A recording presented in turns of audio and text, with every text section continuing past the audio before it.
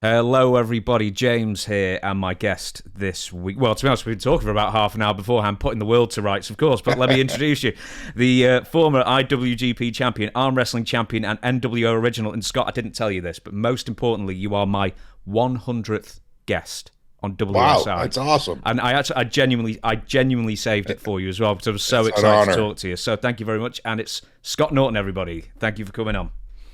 You're welcome. I'm enjoying it already. We just had a great talk, and I can't wait to get to it. I know. Do you know, I like to think I'm an old soul at heart. You know, I'm sort of secretly like 60. I'm not of the generation I'm from, I'll tell you that. But Well, that's all right. one more thing as well is I actually bought your book as well, Ah, cool. and I was there we go in the dark side. There you Sorry, are. I haven't got my blinds up yet still. So Yeah. Strong Style, Scott Norton as well. So I picked that up as well. The one thing I wanted to bring it up now was because I bought it. And then beforehand, I'd put out, has anyone got questions for Scott Norton?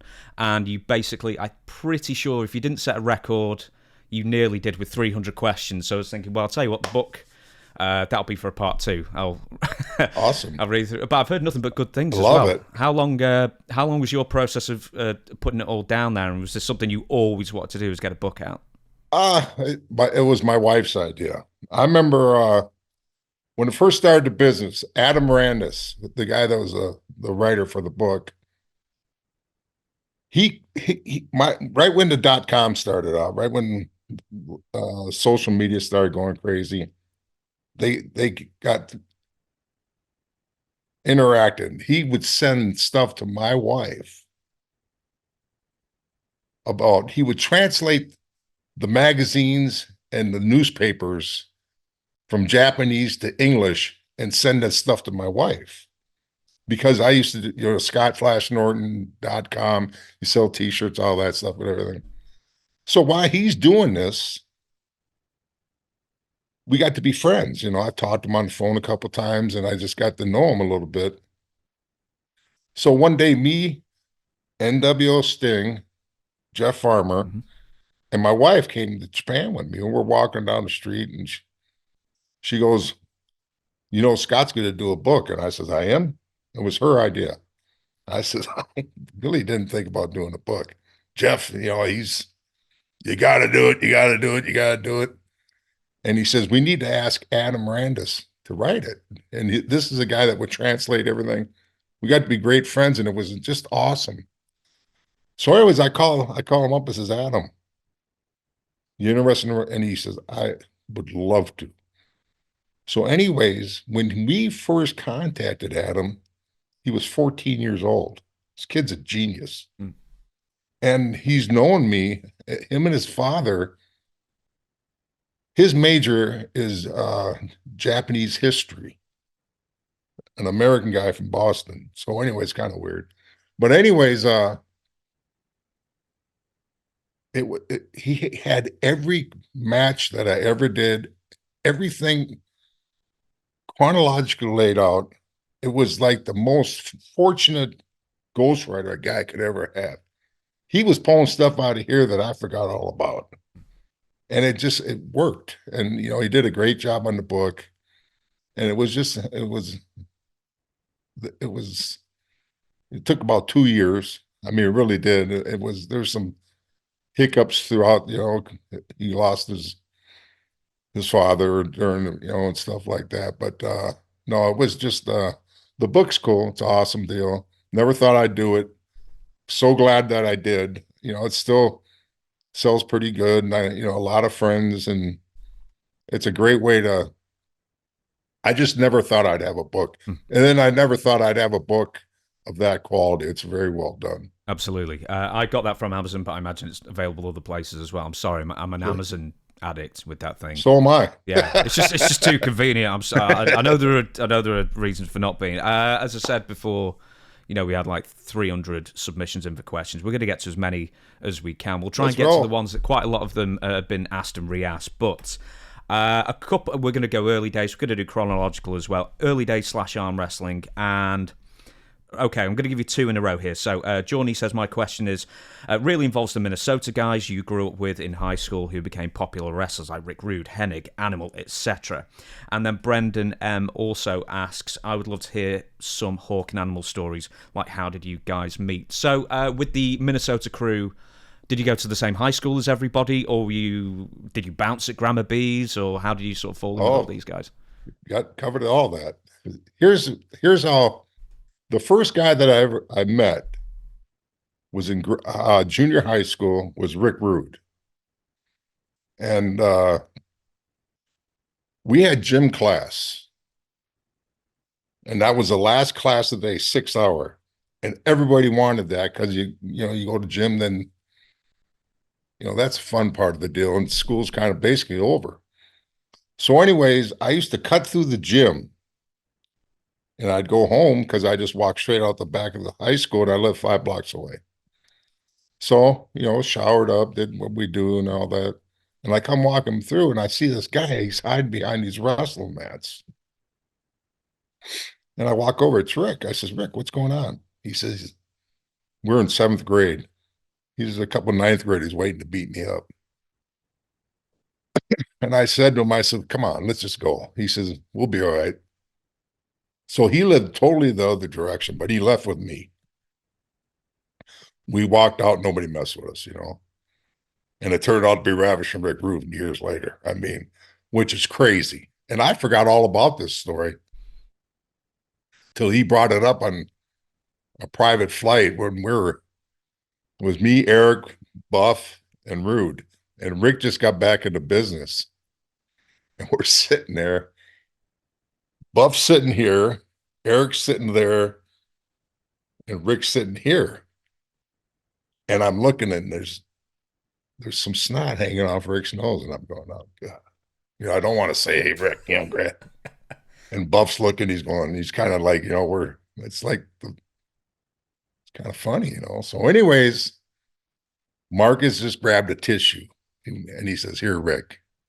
And Rick went like this. He says, for crying out loud, Norch, he says, I've known you for 30 years.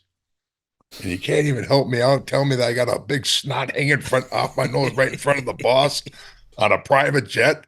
And I'm going, Rick, you don't take stuff like that well. And then all of a sudden he brought that story up. And I just started, Rick, it was a really cool deal. But so Rick's the first guy I met. And then growing up, playing football, that's all I wanted to do. But I was too big. And, they had all these, when I was supposed to be a peewee, I was too heavy to play heavy cubs. That's so they wouldn't let me play football. I got to practice with the team, but I never made the weight. Never. So I didn't get to play ball till 9th grade. I was going to say, couldn't they just put you in a higher age bracket or something? They tried, but I was too heavy for it. And I mean, it was just, it killed me. So anyways, the freshman team is the first team I got to play for. And so that's when I met Hawk. And immediately, he's from our high school, North Minneapolis, was split right by the tracks that went down 49th Avenue. He lived on that side, I lived on this side. He was the toughest guy on that side, I was the toughest guy on this side, supposedly, Anyways, when I went to Henry, which is on his side of the tracks over there, Hawk immediately wanted to fight. But I was so happy I'm going to be able to play ball here, I didn't even think about it.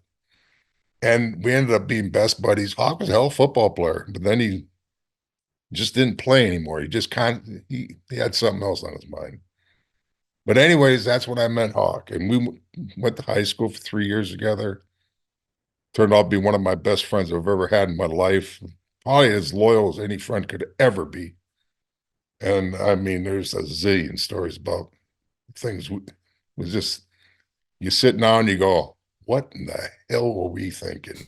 Some of the stuff, I mean, Hawk, Grandma B's, we all bounced there. Mm-hmm. Have you seen the crew that was there? And if you were anybody going out on a Friday night and you're thinking, I'm going to go down there and start some trouble, you have got to be out of your mind. And I mean, it was just crazy.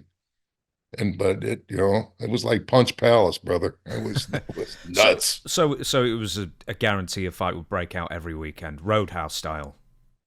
Something's going to happen, and it was covered, because there was 2 floors. There's all kind, like stairways and stuff where people could get carried away. And I mean, and Tony Benacast was the greatest guy to work for. There's about 12 of us working there. And I mean, they never had to call the police. I mean, it was squashed.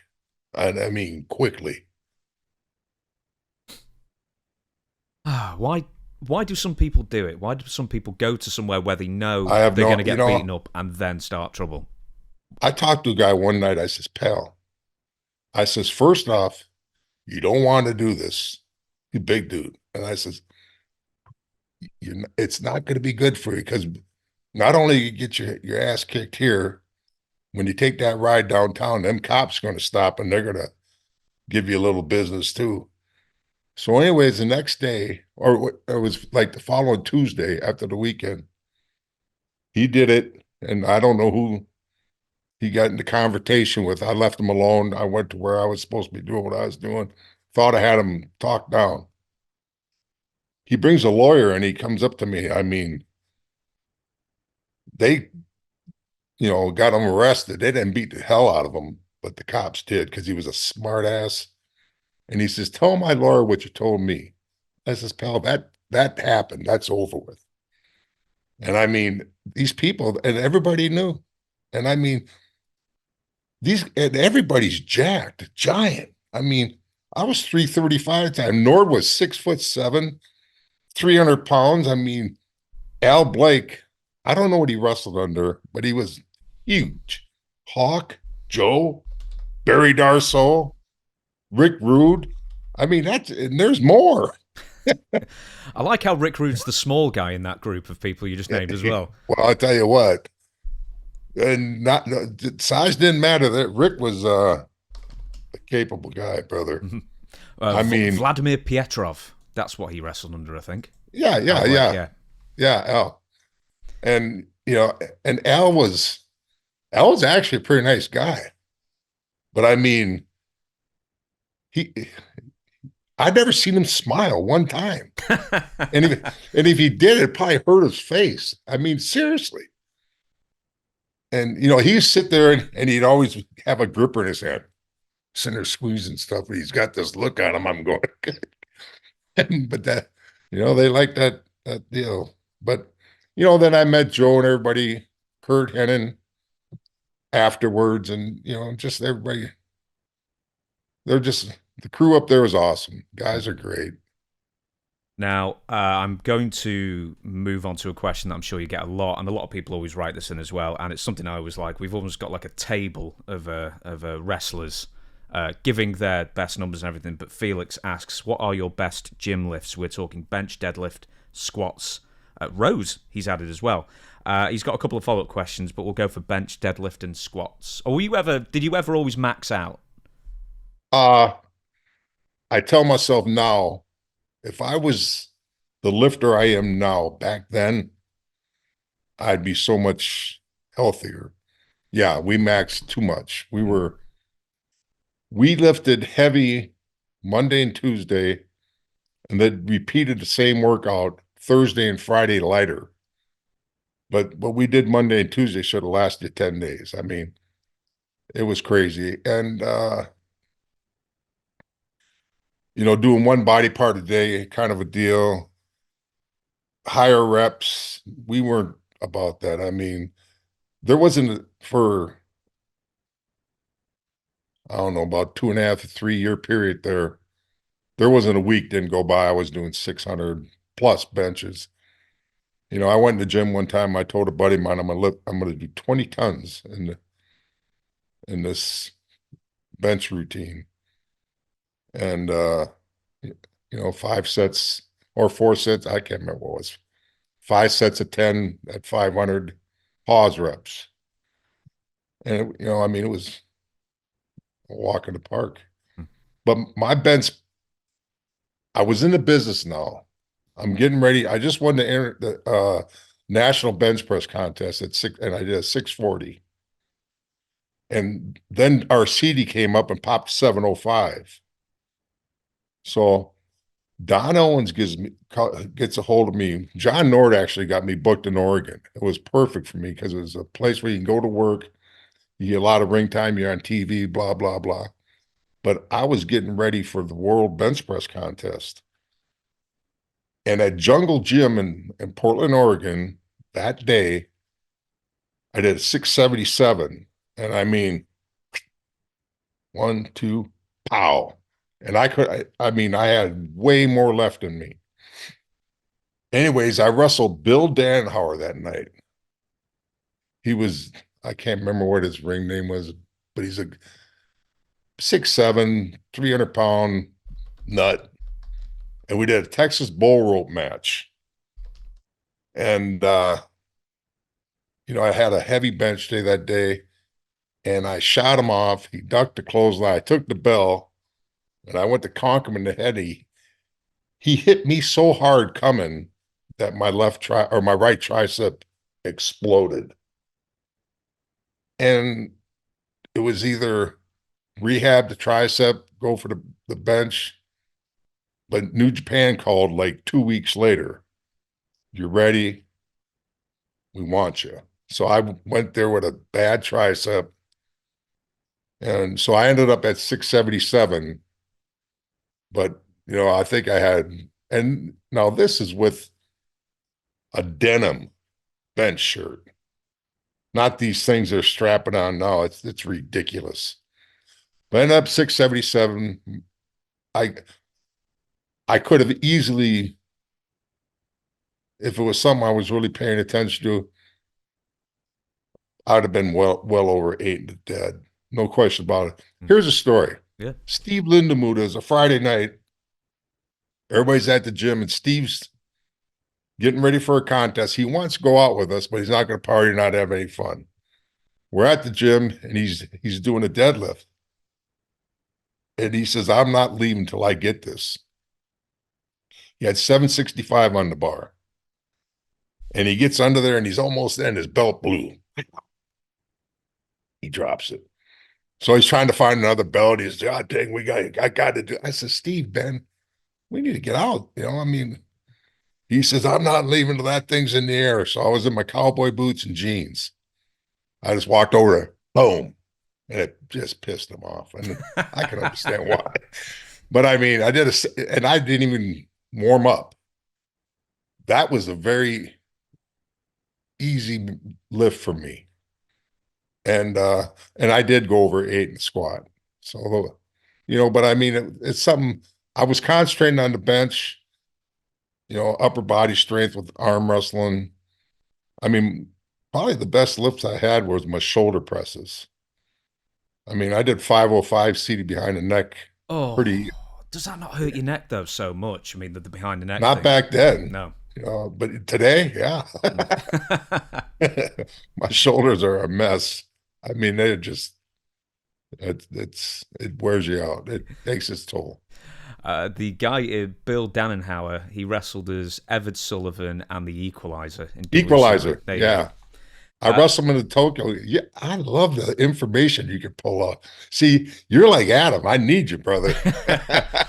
No, thank Google for this. I hear you. It's not me. I'll tell you. A lot of people are asking about arm wrestling stuff, and I'll fully admit I've absolutely no idea of the sport. So if I just get something completely wrong, or you just worries. You just yell at me. Harry Greb asks, ask Scott please about pinning Cleave Dean and becoming World Arm Wrestling Champion. So what year is this we're talking? That was 86. And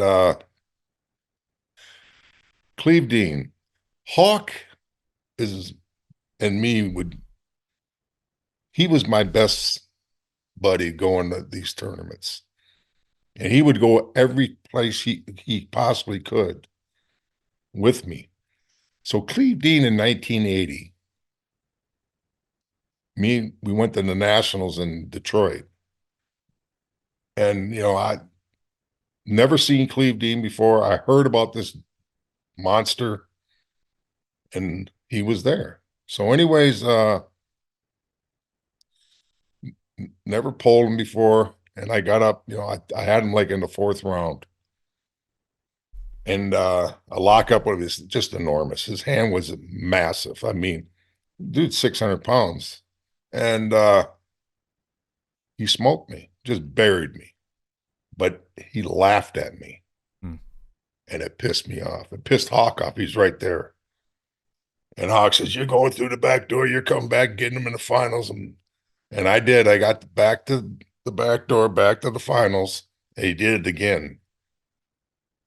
Well, that lit a fire under my ass like you wouldn't believe.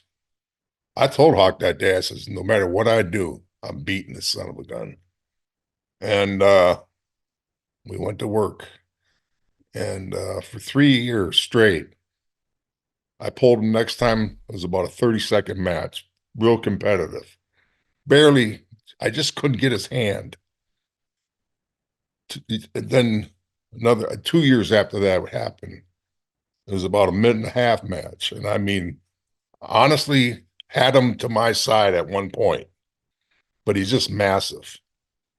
So anyways, I wrestled him in the world titles in '84 in Minneapolis.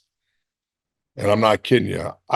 Nobody had the legit time, but it was well over 2 minutes.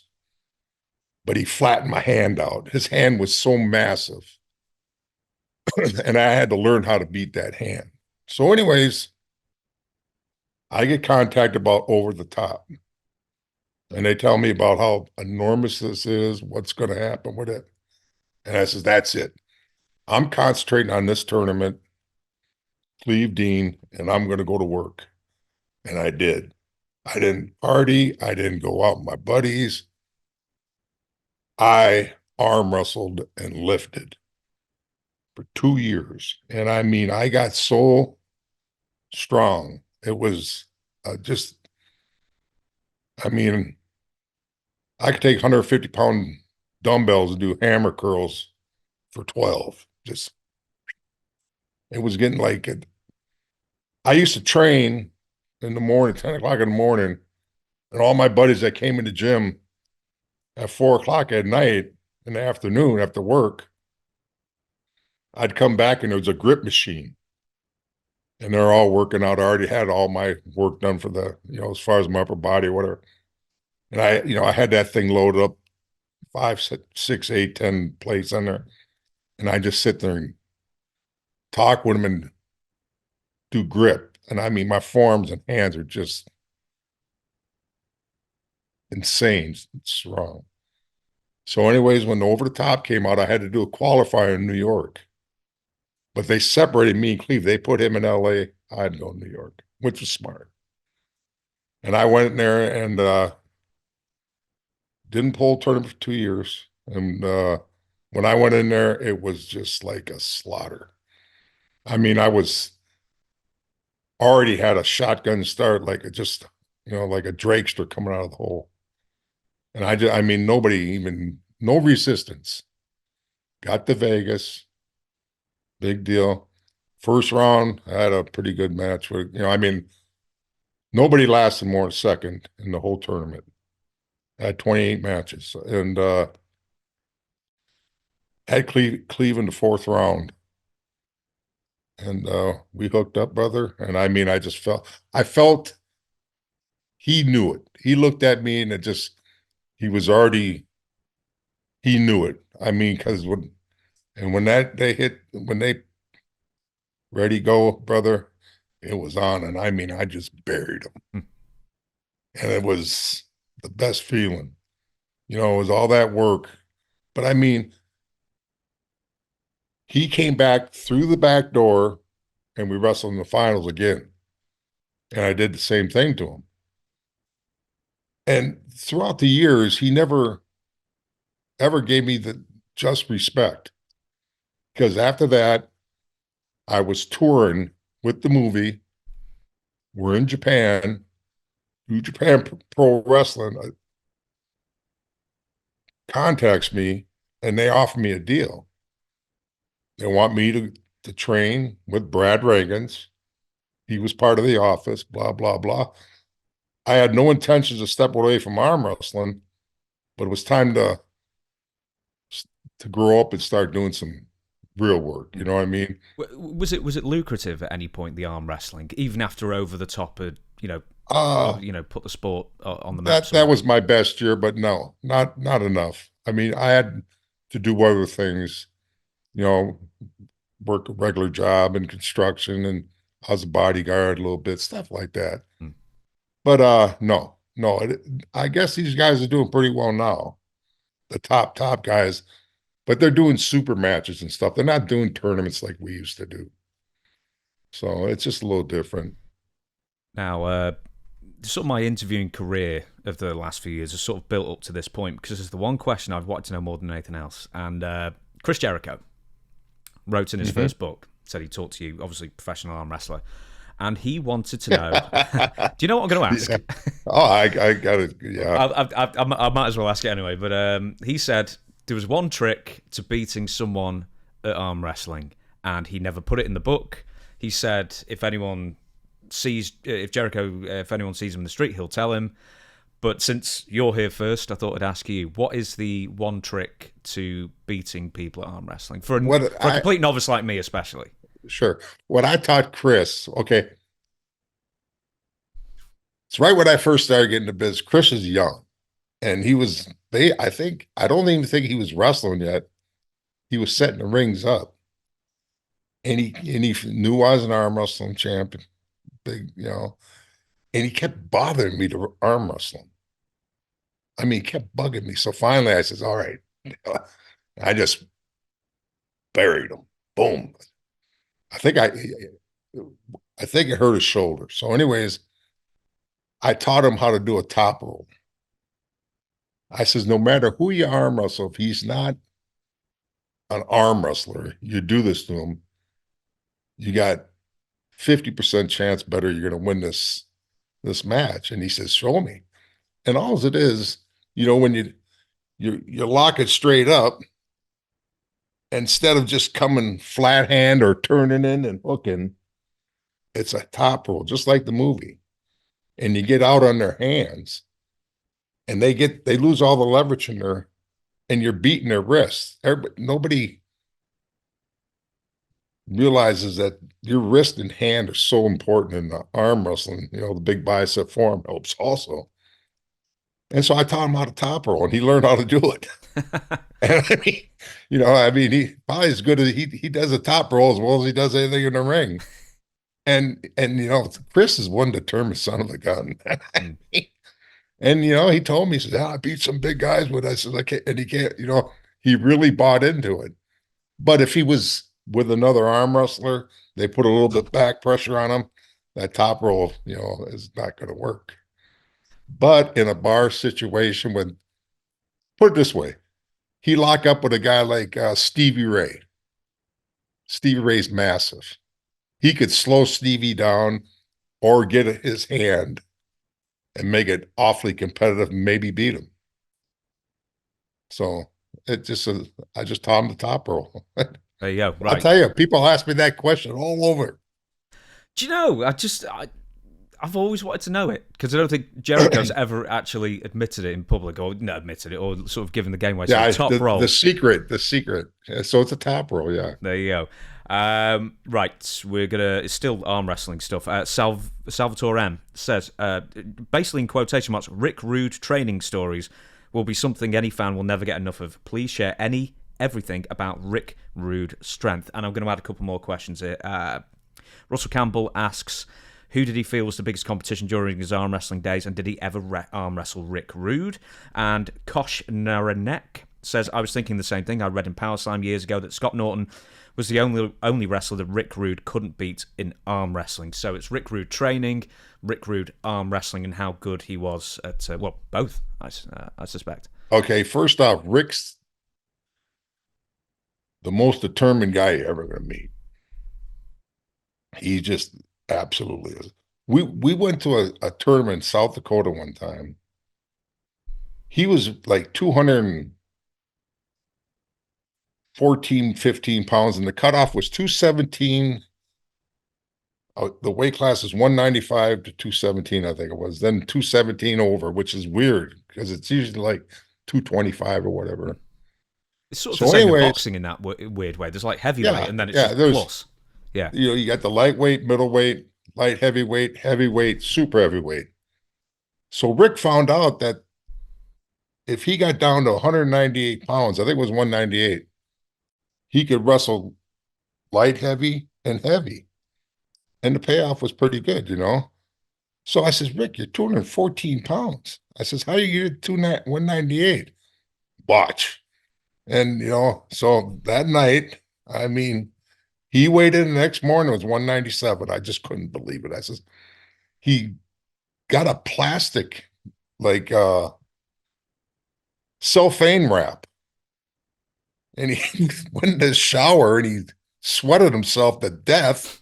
He was working out all night and he got down and he won both those classes. And it was a big tournament in South Dakota.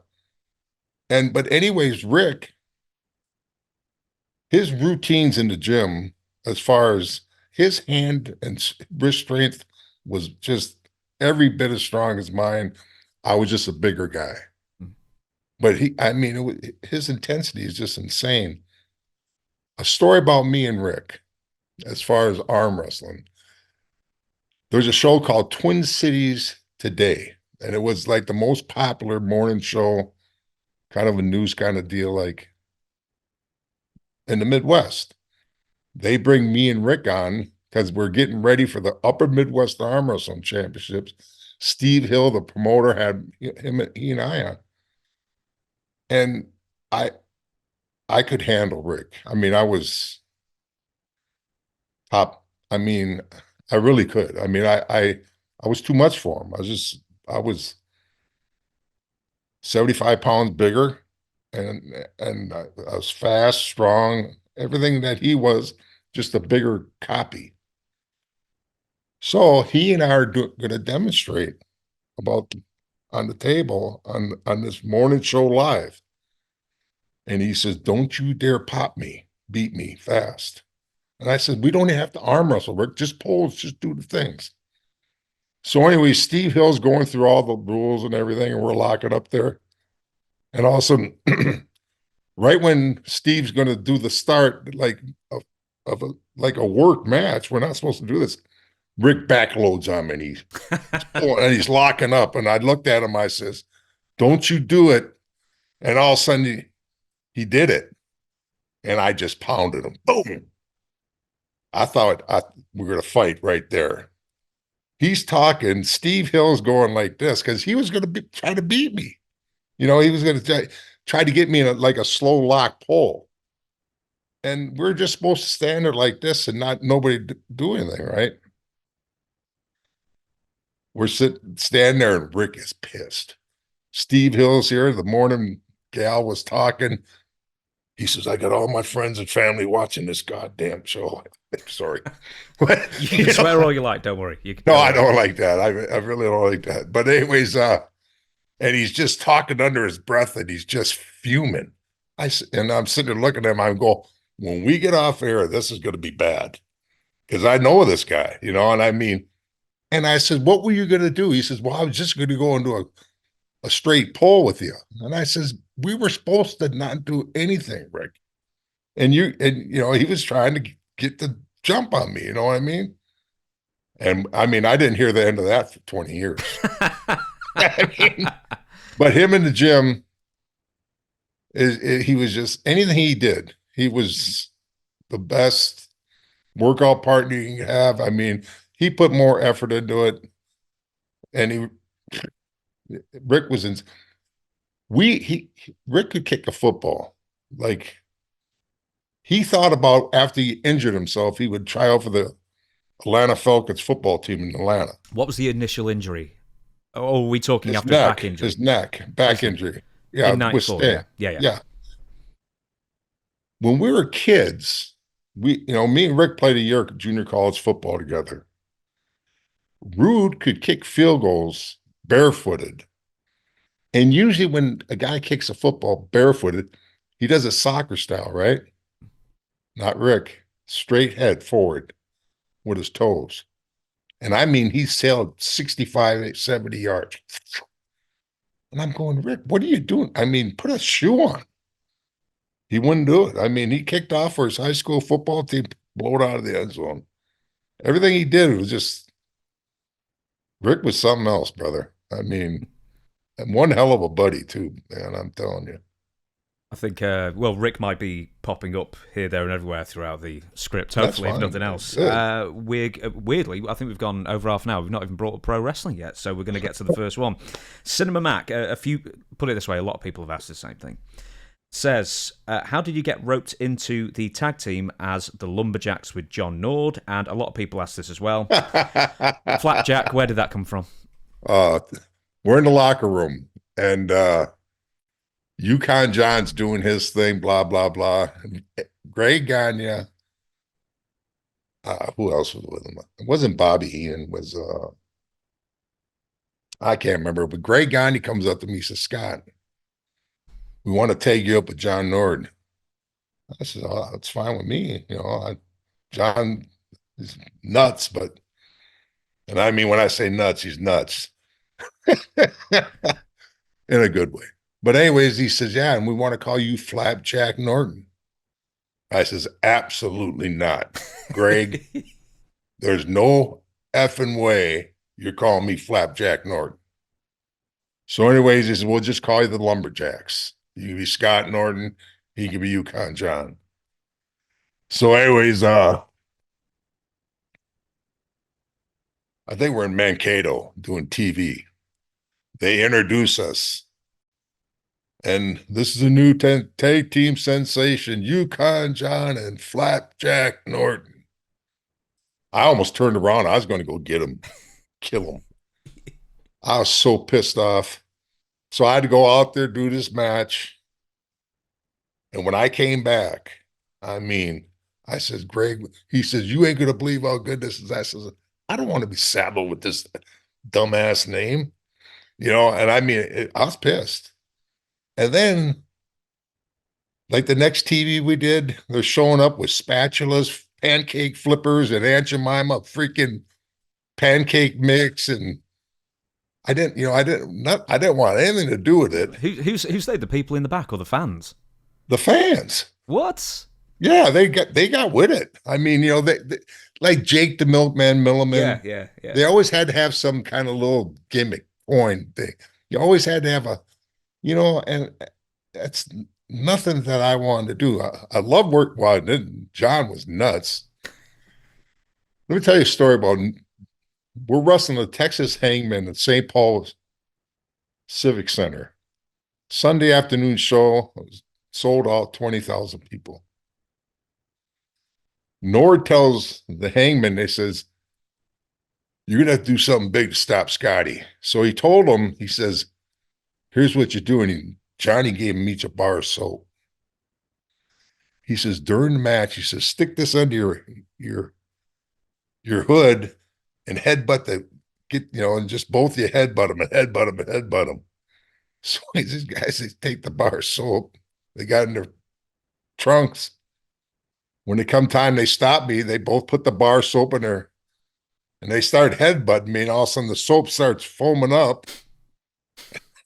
They're blind. They got soap in there. Here's Nord. I'm down selling. Nord comes in, high boot, just kill these poor guys.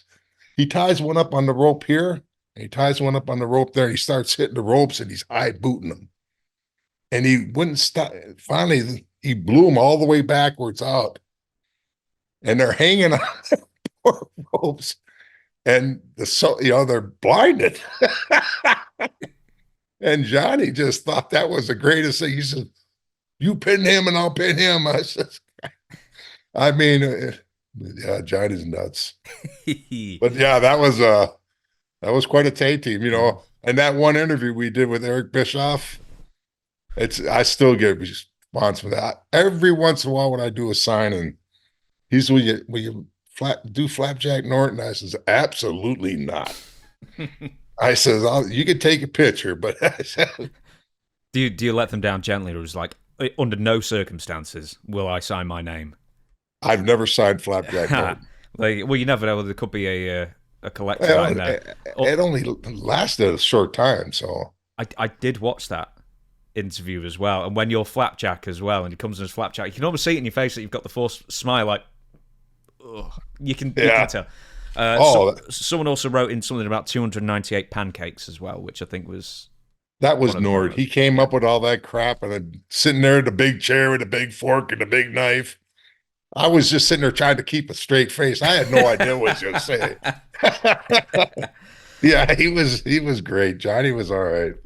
Now, you've already mentioned New Japan, and you got your start there, training over there in the dojos, through over the top and exposure through that way, I guess, as well. But as you, I'm sure, aren't surprised to hear, a lot of people wrote in questions. And the first question was, how did you get in Japan? Which we've already established.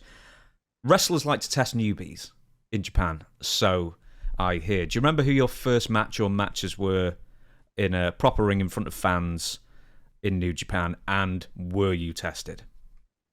Yeah, I remember my first match was pretty intense.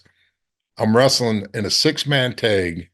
Brad Reagan's and Bad News Allen's my tag partners. Yeah. We're taking on Hasi and Kinski. They were the tag team champs, and Ricky Choshu was a heavyweight champ. So, anyways, I'm in the locker room, and Masasato, he's who I dealt with all the time, is my best friend in the business. I mean, working for him was an absolute pleasure. He never lied to me. He was straight with me, honest with me from day one. He comes in the locker room and he tells me, he says, when you clothesline one of these guys, you take his head off as hard as you can. When you hit him, no matter what, this ain't this bullshit going on in the States. He says, you got to make an impact. So, anyways, they start the match. Brad Reagan's in there doing something with Choshu, and they get it going pretty good. And all of a sudden, I get a tag, and there's Ricky. And I come flying, and I just wasted him. Boom. Hasi comes in, I got boom. Kinski comes in, boom. I got Kinski and Hasi. They're out almost. They can't even get up. And Choshu's like, he don't want nothing to do with me. I mean, he absolutely is running. And the whole time, Hattori, the referee, great debut, great debut. This is beautiful. And I mean, it was like that for 2 years. So really nobody tested me. They brought it solid, believe me. I mean, but there was no, none of that. I mean, I was a guy they wanted to push, and they gave me the opportunity. And I remember when Masa came up to me like 2 years after I started, he says, okay, lighten up a little bit. And I'm going, thank you, because it was hell. And was that style, strong style, that book's name was perfect because it was that intense. With I do a podcast with Dutch Mantel. I don't know if you know that, if you met Dutch or not. And I have. yeah, and he said when he went to Japan, no matter how hard you hit them, even if you just knocked them out completely, they would always come to the back and thank you afterwards. Was that the same with you? Absolutely. Yeah. Oh, yeah. I mean, there were some guys that it started getting where they complained a little bit. They're like, why? And talk to my boss, I mean, because Muda, great example. Muda worked American style in house shows. Take it easy. That red light turn on, he says stiff okay. Big shows, super stiff. And Muda was stiff. So I mean, yeah, that they expected it. And you know, if he didn't do it, Jeff Farmer, his first match over there, which you'll read in the book in the forward, he was in a tag match with me. And I started the match, and he's looking, he's going like, can he do this? I mean, I just tore, what I did every time was Tasmanian Devil, man. And he's like, Jeff was from a different kind of a work sense, and he came in and he worked his style, which made me look all those more powerful. And we had to work with Jeff to get him, you got to tighten it up. And Massa loved Jeff. He had a great run there. He had the second best run there forever. I mean, he got 8, 10 years going, and but the style over there, what you delivered. I mean, I worked with guys, Lager to the biggest guy they had. I worked Vader, Bam Bam, big men, little men, but you got to learn how to work with, but you don't, the small guys, they take it too, brother. Hmm. I'm actually going back to Japan in a few weeks, so I mean, it's just a fantastic place to be. And I love it. You must have been dozens of times, but the first time you went there, did you really get the culture shock? And Oh God. did you struggle like with the food? Did you struggle with obviously the language, of course? But how was the transition?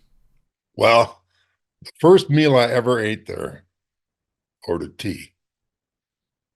And, like in the United States, I figured, well, just keep getting refills. My bill was like $70 just for my tea. Iced tea. I'm going, what? And the food, I like everything. And, it's a shock.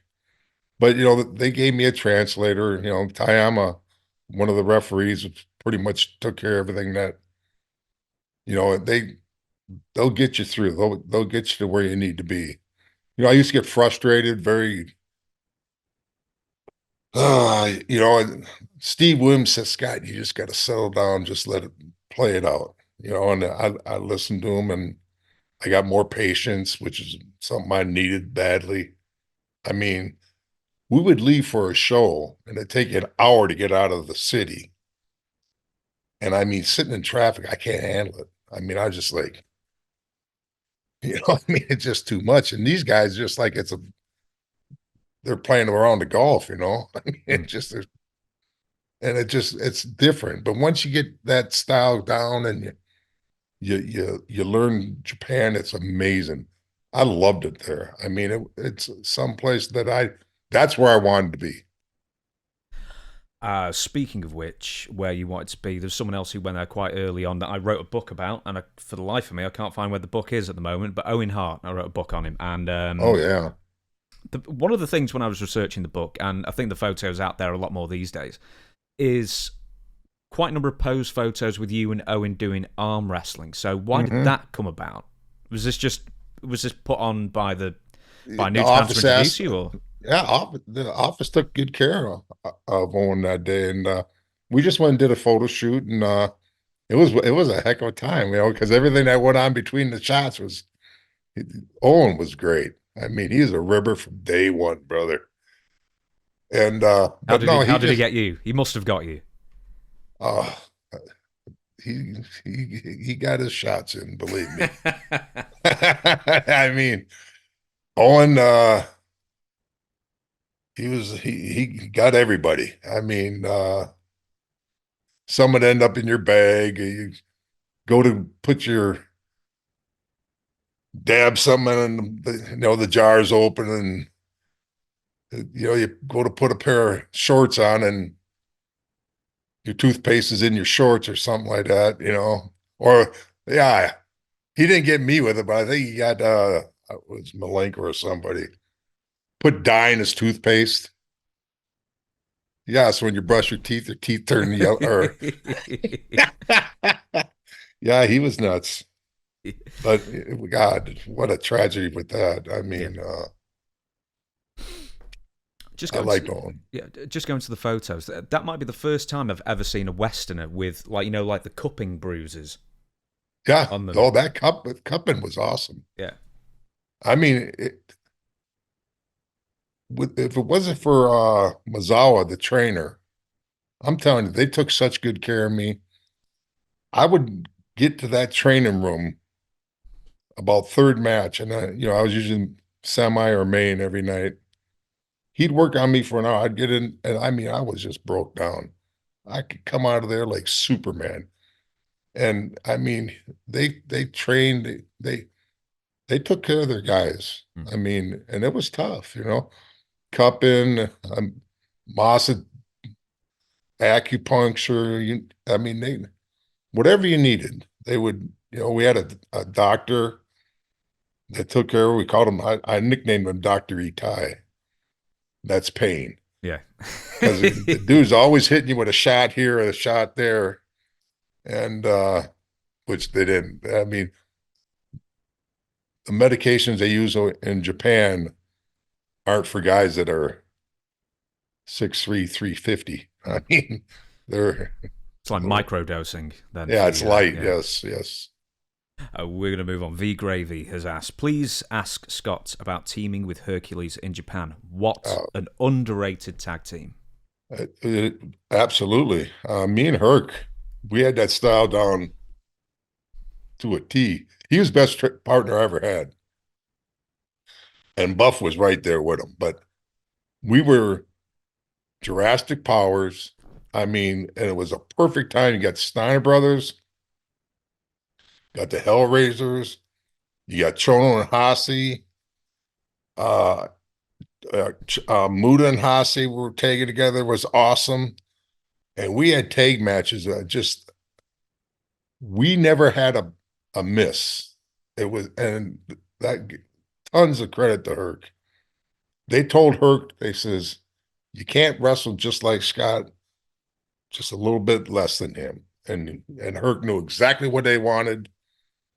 And he taught me a lot. I mean, and the Steiner Brothers, they finally got in the Hall of Fame, which is exactly where they belong. They didn't get the credit they deserve as a tag team. No. I don't care. Every match I've ever seen them have, absolute awesome. Every match I ever had with them was just the best matches you could possibly have. Then, Kinski and Hawk, Hawk came right in, man. I mean, he already, they used to be 3 minutes in a cloud of dust, right? Mm. We were doing 20, 25, 30-minute matches. Hawk was just rolled through. I mean, hell of a worker. Kinski was a hell of a worker. I mean, we had great matches. I don't think Hawk gets enough credit, really, because I don't think that many people appreciate the early 90s for him, because I know Animal went out with the Lloyds of London back injury. Yep. And then Hawk had, 4 years on his own, essentially, to sort of Something make like his that, way. yeah. And he's been a tag team guy the entire way. But in Japan, especially, it's Power Warrior, wasn't it? Right, He teamed with quite a lot. He did some serious drawing and some serious business. Oh, absolutely. I mean, the people loved it, and and Kinski was a perfect guy, because not that he needed it or anything, but it was a perfect where Hawk kind of mentored him. And you can't get a better one of the Road Warriors, and anything is huge. I mean, we all wanted the Road Warrior pop. I mean, the response that they got forever was amazing. But those matches with Herc against the Steiner Brothers, especially, we had wars. And we're the only main event All-Americans ever in the Budokan. And we did about 40 minutes. And I'm telling you something, that place was just absolutely rocking. And a lot of it's got to do with Ricky and Scotty, because you see, like when they come to you with a match, they show you nothing but respect. And maybe this will come up a little later in the show, but nothing but, and they come across, they say, this is what we, and it's pretty much making you stronger in hell. And then, but plus they got something on their mind too. I got a lot of freaking Steiner points. And that means airtime, brother.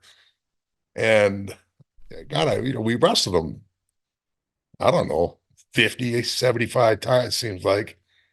And they never disappointed. They were just awesome. But and then I remember wrestling Hasi and Muda and with Herc. It was unbelievable. These people, and these Japanese guys, they're amazing. They're amazing workers. But yeah, Herc was perfect, absolutely perfect. You see, they wanted Bill Kazmaier for that spot, Mm. That but I hate to Bill, use the word work rate, but that would be a bit of a step down, wouldn't it? well, On work rate, yeah. yeah. And plus, Bill didn't want to, which he has all the saying that in the world, didn't want to play. I was the main guy that they were pushing in that situation. He called me. We talked about it. Bill's a great guy, man. And then here's Herc, and Herc is just a little bit smaller than Bill, but he could go.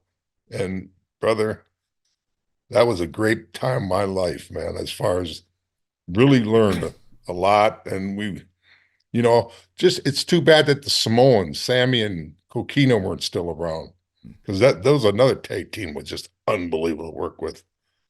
But yeah, the tag matches in Japan were nuts, man, and they were awesome. Jax the Cat wrote in and said, the world's greatest gaijin. He said, along with Hansen, Billington, and Brody, he throws you in with sort of like the top four gaijin Wow. in Japan, which is, fantastic company to be Yes, in. it is. We've talked about the tag teams. As far as the individual gaijin superstars that you work with or just even witnessed, who would you? Let's have a Mount Rushmore Oh, of the geez. top four. It's I it's mean, completely unfair, I know, but I, I just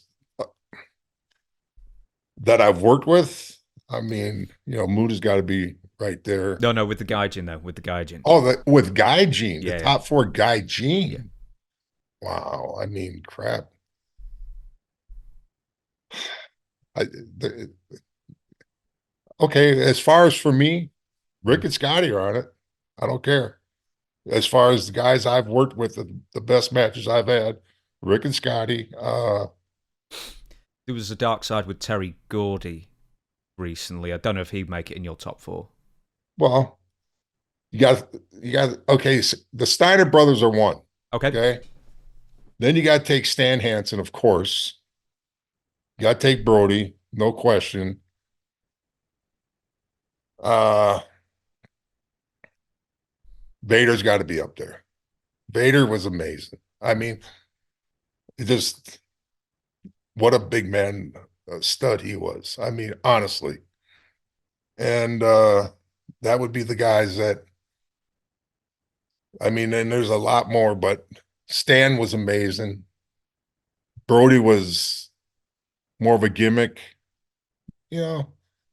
I mean, God, I mean, how do I leave the okay, the Mount Rushmore tag teams. You got the Steiner brothers, you got the Road Warriors. mm, Uh okay, that's four right there. That's my Mount Rushmore tag teams. okay. We're gonna go Stan. See, how do you leave Steve Williams out of it? How do you leave Stan, Brody, Vader?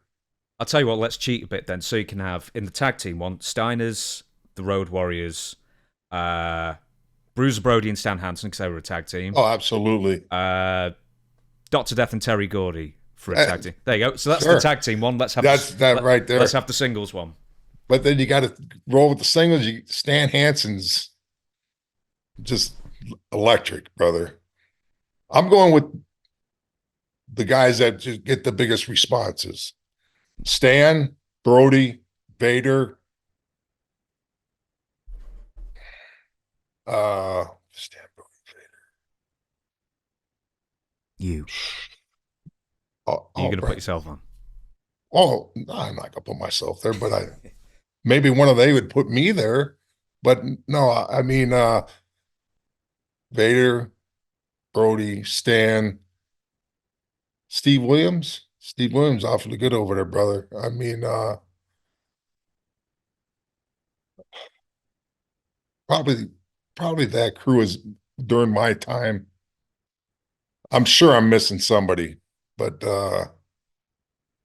Hey, no, you've given me more than enough good answers there. I'll yeah. get like a little image and we'll have to superimpose Hey, those on as well. but you added uh a couple good tag teams. I didn't, yeah, for sure. Very quick. Right, so, New Japan legend, of course, former IWGP champion. Did you ever critique, watch, enjoy when New Japan really started hitting its stride again in like the late 2010s with the Bullet Club and Kenny Omega and the Young I Bucks and that kind of thing? What a did you little make of that bit. style? Uh, I remember doing an interview with Eric. We were talking, and I didn't even mean to say it, kind of. And I said it's more like Cirque du Soleil. It's so many high spots. It's so much more this stuff in the air, these different, flipping around and flying over the top into this and the that. And I was just a different wrestler. But you you see, it doesn't matter what it is. It's if it draws, and they definitely draw. So, but I mean, I those guys are the first time I got to see Omega. It's 2017. I was just like, it's been a while since I stepped away and I stepped away.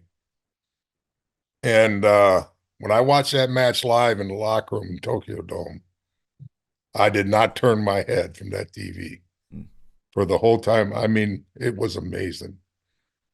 And it was just, so I'll never say anything negative about what they're doing now, but it was just from the strong style that New Japan had us doing, totally different. Very quickly, did Giant Baba ever try and lure you away? No, Never. I was never going to leave New Japan. They knew it. Everybody knew it. Why would I? I mean, they New Japan not only cared about me as a wrestler, they cared about my home life. They worried about how me and my wife Tammy were doing. They invited her to Japan many, many times to make sure, it's tough. It's hard being away like that. Mm. And I was there, people don't realize I was the top guy for 16 years. I mean, most guys got 3, 4 year runs, and I stayed there, and there's a reason why I did. I mean, you have to not only have good matches and produce, but you got to be able to elevate the people, and I could do that, and I was willing to do it. But they just everybody that was loyal to me showed me that not only they care about me as a wrestler, health wise, but my personal life and us as a couple, and it was just so important to me. I mean, and the friends I've made over the years, and I don't know anybody that has that story like the way I feel about my time in New Japan. Nobody ever tells me, God, I love work, but I loved working for New Japan because of what was important to them that was important to me. Mm. And I mean, they really cared about us. So it was important. Okay, then. So we're going to play. I hate to say it's probably going to be our only game because while you were giving your last answer there, Scott, I scrubbed 2 pages worth of questions out. Like, nope, nope, nope. So we're going to go straight to a little game, name association. I'm going to give you a sentence, a little description, and you tell me the first name that comes to mind when I say it. First one is Okay. the funniest person in the locker room. Gosh, there's a lot of them, but It could be funniest looking if you prefer. funniest guy in the locker room. Hawk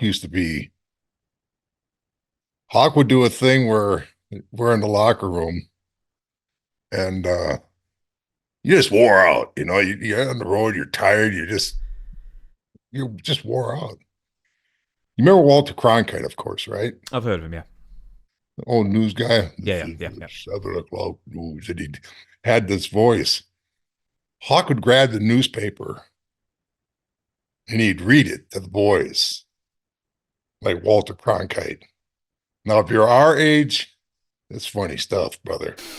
And I mean, he would go with it, man. And I mean, he was comical as hell. But God, I mean, there's a lot of funny things that happen. But who's the biggest jokester? I'm not, Brad Armstrong. What a guy. That's the Yeah, Brad Armstrong like memorial question. Everybody I says love Brad. that. Let me give you a Please. story about Brad. You Please. need this. This is beautiful. Me and Brad are tagging against Massa and Kinski. And Brad did a spot with Massa and he drop kicked him and tatered him bad, hard. And Massa is like the toughest human being alive. So, anyways, they're doing this. They kept going, and all of a sudden, Brad went to shoot Massa, and Massa hit the turnbuckle, and Brad charged, and he stuck a boot up. And I told Brad, I said, "You're going to get the receipt here," and all of a sudden, he come flying, and all of a sudden, kaboom! Massa took his head off, and he told him right there, "Recito." and, and and Brad understood. Brad's like he's trying to get to me, and I don't know if he's working or if he's actually almost down, dead, hurt bad. So anyways, that night on the bus, Brad's feelings are kind of hurt a little bit, because he just got absolutely that's how that works over there anyways. So anyways, we're sitting in the bus, drinking beer and everything. Well, Massa had beer up front. There's coolers in the bus. They're not, hand coolers. They're built in the bus. And they always supplies it with plenty of good cold beer. And we're sitting back there drinking beer on the road. And Massa comes walking back.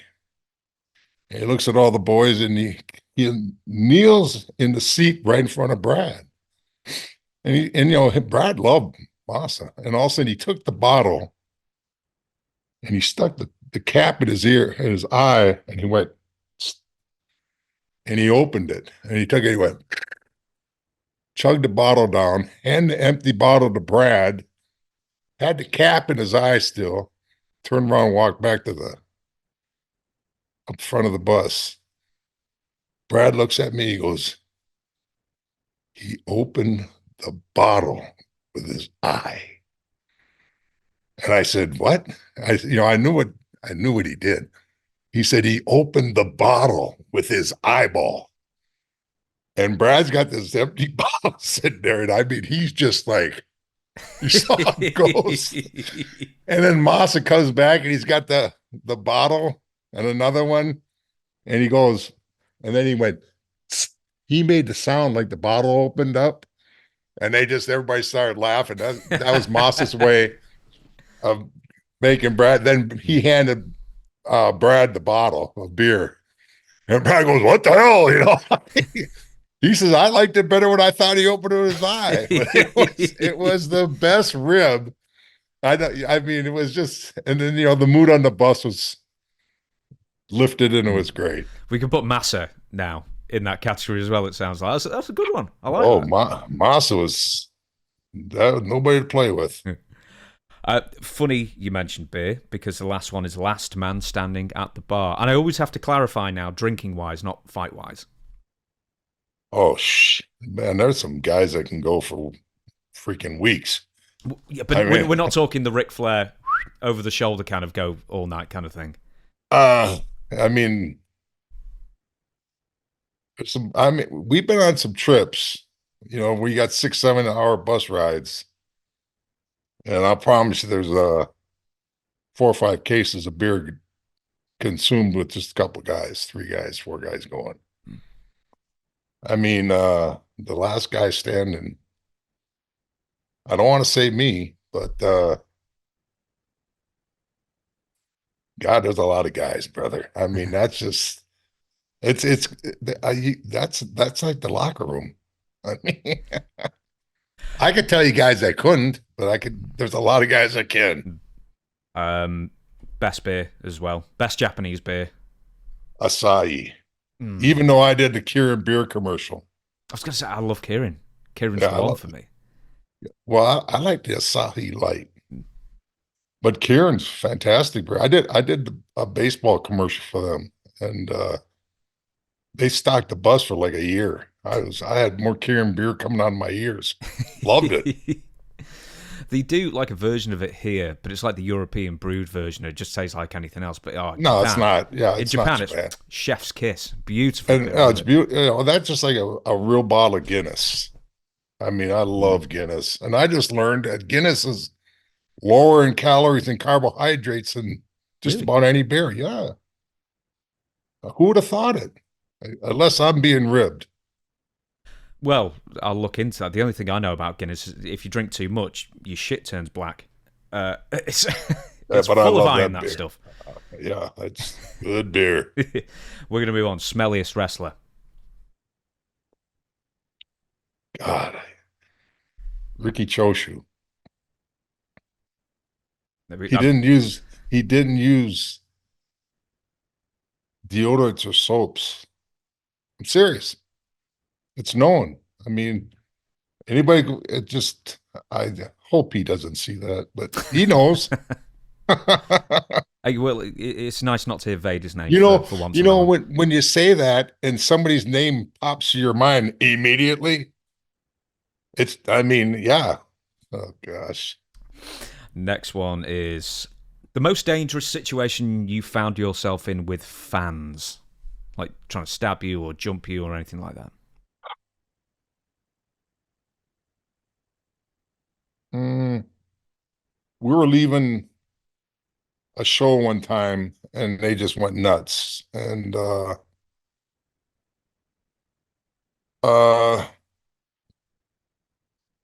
we had to we had to move them, a lot of them. And I mean, it was just like we were getting we were getting pushed back. We were jacked.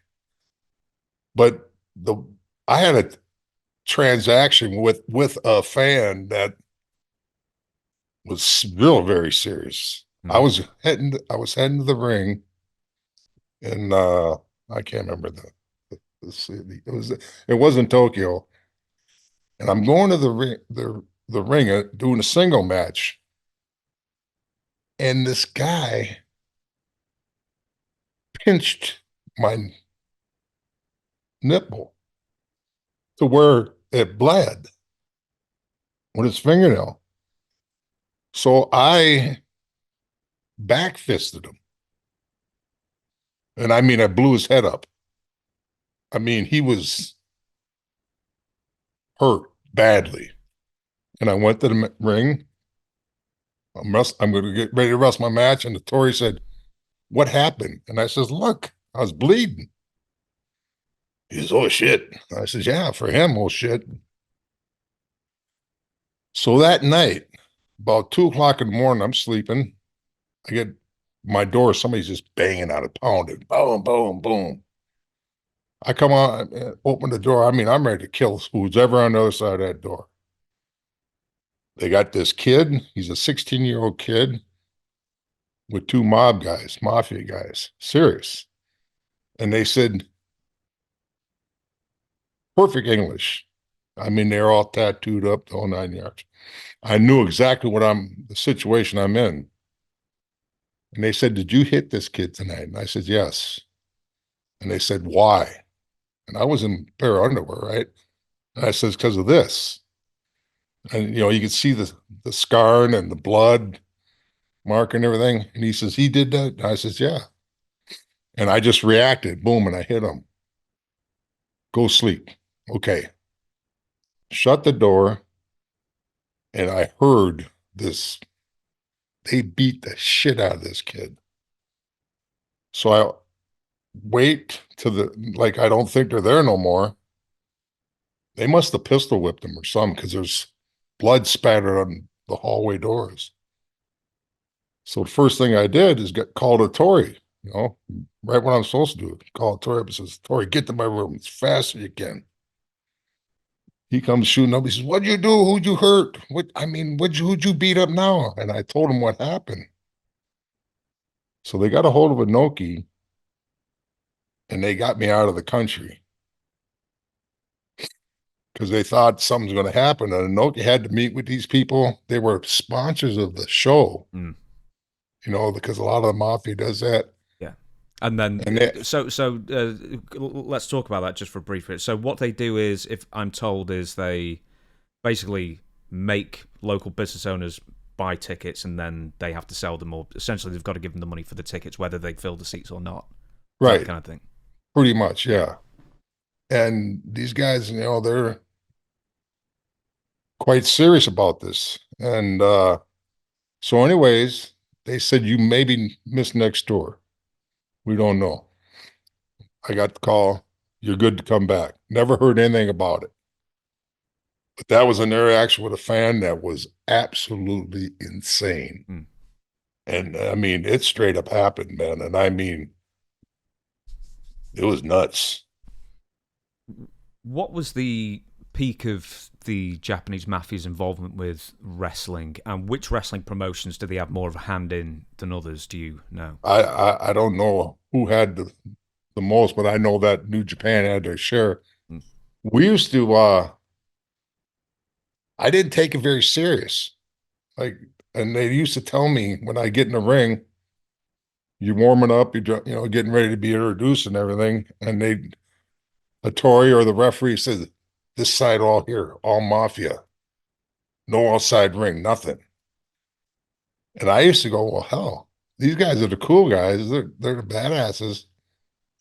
So whoever I was working with, I throw them over the top rope on that side of the ring, and I get out and start beating the daylights out of them. And then I'd find one of these mafia guys, and I put the guy in a little full Nelson. I says, "Give it to him." Fucking haul off, whack him, knock the shit out of him. They loved me. I thought it was great. You crazy? Don't do that. I says, "Man, it's working." And but yeah, there's a good bit of them. Hawk. He got to be friends with him. I mean, we'd have a day off or two. They'd pick him up right there from the show, and you wouldn't see Mike for 2 days. He'd run off and in the States, he did that with the Hells Angels. They loved this guy. I mean, and he was right at home with all this, and I'm just going, man, Mike, the office is really worried about that. He says, no big deal. These guys are great.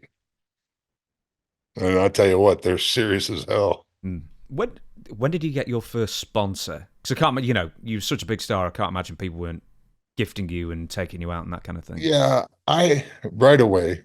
I mean, I didn't do it like other guys did it. Just I wanted my time. You know, when you get a sponsor, he takes you out to this great meal. Then he wants to take you to 4 or 5 different places. And it just got old to me, and like, I did a lot of time with Benoit and the boys, and Chris says, you gotta go, man. This guy's the best sponsor in the bit. You'd go, you'd sit down for dinner, and all of a sudden he'd hand you an envelope, they'd pay you $500,000. But it's something that, I just didn't like being led around. And just I didn't do as much as the other guys did, I mean, I loved going to Robert's, that was great. How many jackets have you got from Ribera's now? Oh, for crying out loud, I still got a dozen of them. I mean, and all of them are too big. I mean, the jackets that fit me go down to my knees, some of them. I mean, they're 7, 8, 8X, you snap it up, it gets puffy. But then they started getting jackets that fit us properly. I got some real nice ones, man. Mm. But I mean, it was the times we had there were just can't beat them. That was just an awesome, cool thing that we got to do. The most memorable thing that you saw happen on an aeroplane? Most memorable thing I ever saw happen on that airplane. gosh. Me and Bam Bam Bigelow were going to Guam. Of all And places. yeah, but we were on tour for 9 weeks. Then we had 6 days off. We were coming back for 4 weeks. And that's a long time. So Masa was going to send us on vacation to Guam. And that's right when the hurricane hit Guam and flattened it.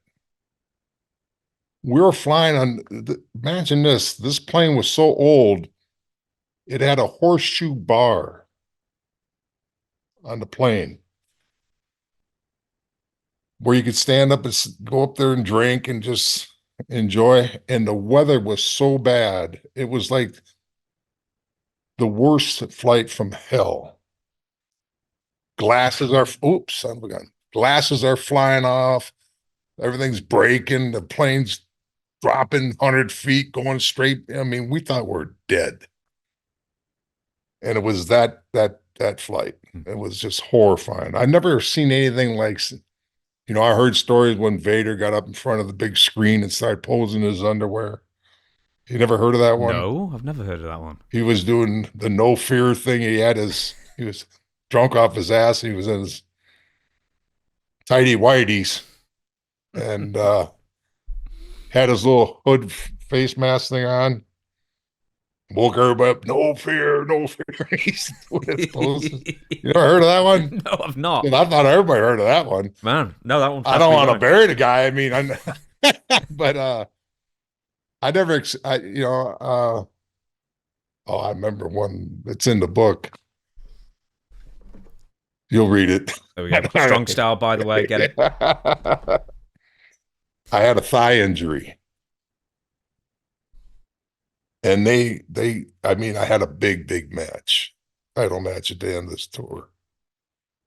And I could barely bend my leg. It was horrifying. And the pain meds that they had me on, I was constipated for like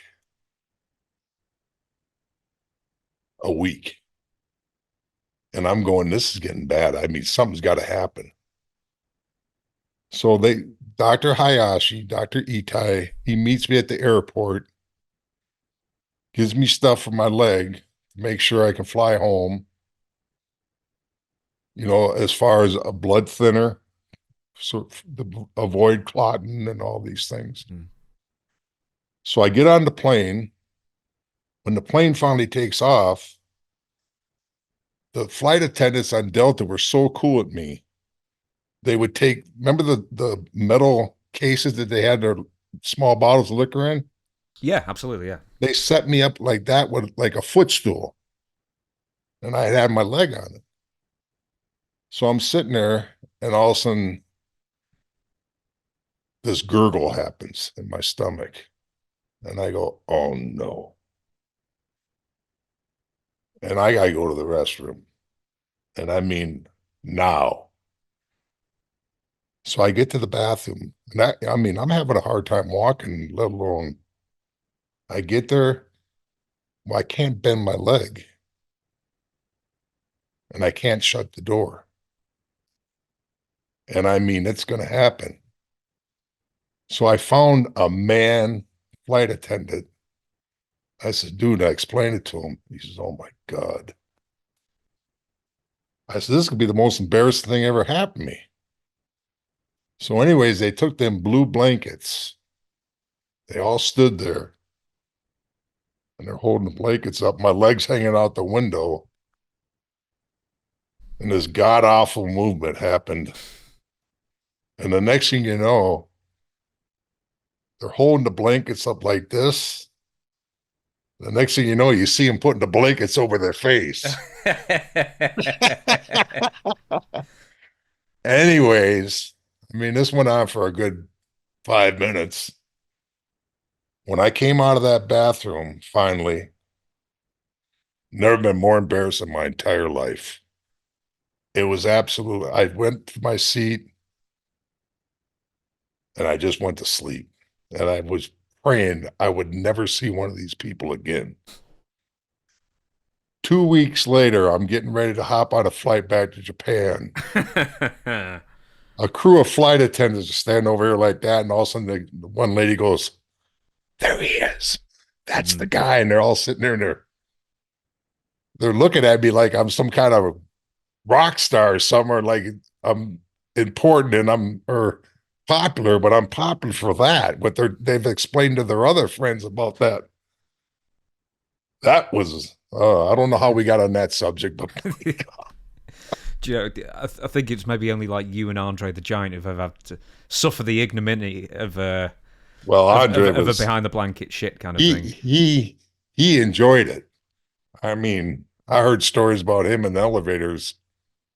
He'd have the poor Japanese people in the elevator and let one rip, and they were just the next floor. They weren't even close. They would scurry off there, crawling between his legs and stuff to get off the elevator. I'm not sure we're going to top that story, but we're gonna try at least. Uh, The person you power bombed hardest, and why was it Disco Inferno? well, I didn't powerbomb the hardest. Oh, you power Did bombed I? someone harder than Disco Inferno. Oh, I put some guys down pretty good, straight, solid. Did I hit him that hard with it? Someone wrote in and said that was the hardest power bomb they'd ever seen. It was on Disco Well, with you. yeah. Disco was great. I love working with Disco. I guess I mean I don't really recall. I put some guys down pretty solid. You know, they in Japan. I hit Nakanishi with one in the Tokyo Dome, and he came a foot off the mat. It was beautiful, and you know I put people down flat. I don't let them go. Mm. I mean, over there, if you don't, they'll boo you. It's just different, you know. Yeah, I guess maybe Disco. I don't know. Not meaning to, you know. He went up Disco wouldn't block you. Guys that you got to horse up, they mess it up because you can't flatten them out right. You know, you got to go down with them and stuff. So Kevin Nash would be booed in Japan then, because he always did the His jackknife. Then his jackknife wasn't over in Japan at all. I mean, Kevin was over, but I don't think Kevin would do it like that there because he just let go. You know, he went like this. He was very polite about I'm trying to it. think. Do you know who, in my mind, took the hardest power bomb? Probably asked for it. It was like Eddie Guerrero or Benoit or someone like that, because they would like try and like drill for oil, with the Oh, person God. they were throwing down. Sure. I mean, I know what they're talking about. I remember I had wrestled a giant twice in a row on Monday Nitro. First time in Denver, then the second one was going to be in Arizona. And you know, he hit me with a choke slam in the first one. And I told him, I says, well, we got to do something different this week. And I says, choke slam me on the floor and just leave me out there. You get back in the ring, you're the winner. So we go through the match. We have a pretty good match, you know, tight as and heavy duty match. Like they're happy with the match and everything. So, anyways, we get out on the floor. That big monster who is powerful as hell, he grabbed the mat and flicked it. It looked like a tornado blew it away. It just went, and I don't ever remember telling him to get rid of the mat. And I says, "Oh God, this is going to be." But I'm not going to stiff him, and I'm not going to go up. He had me all the way in the air, and when I came down, I could feel the wind going like. And that big son of a gun stuck his hand behind my back, and I mean, he put me down pretty stiff, solid, but he took care of me. Hmm. And you know, I went flat, and I mean, they believed it, believe me. And that was tight. You know, I never power bombed anybody on concrete. I did one or table job with Scott Hall, but he didn't want to go either. I mean, you can make that very difficult to do if you're not working with the guy. But I do remember power bombing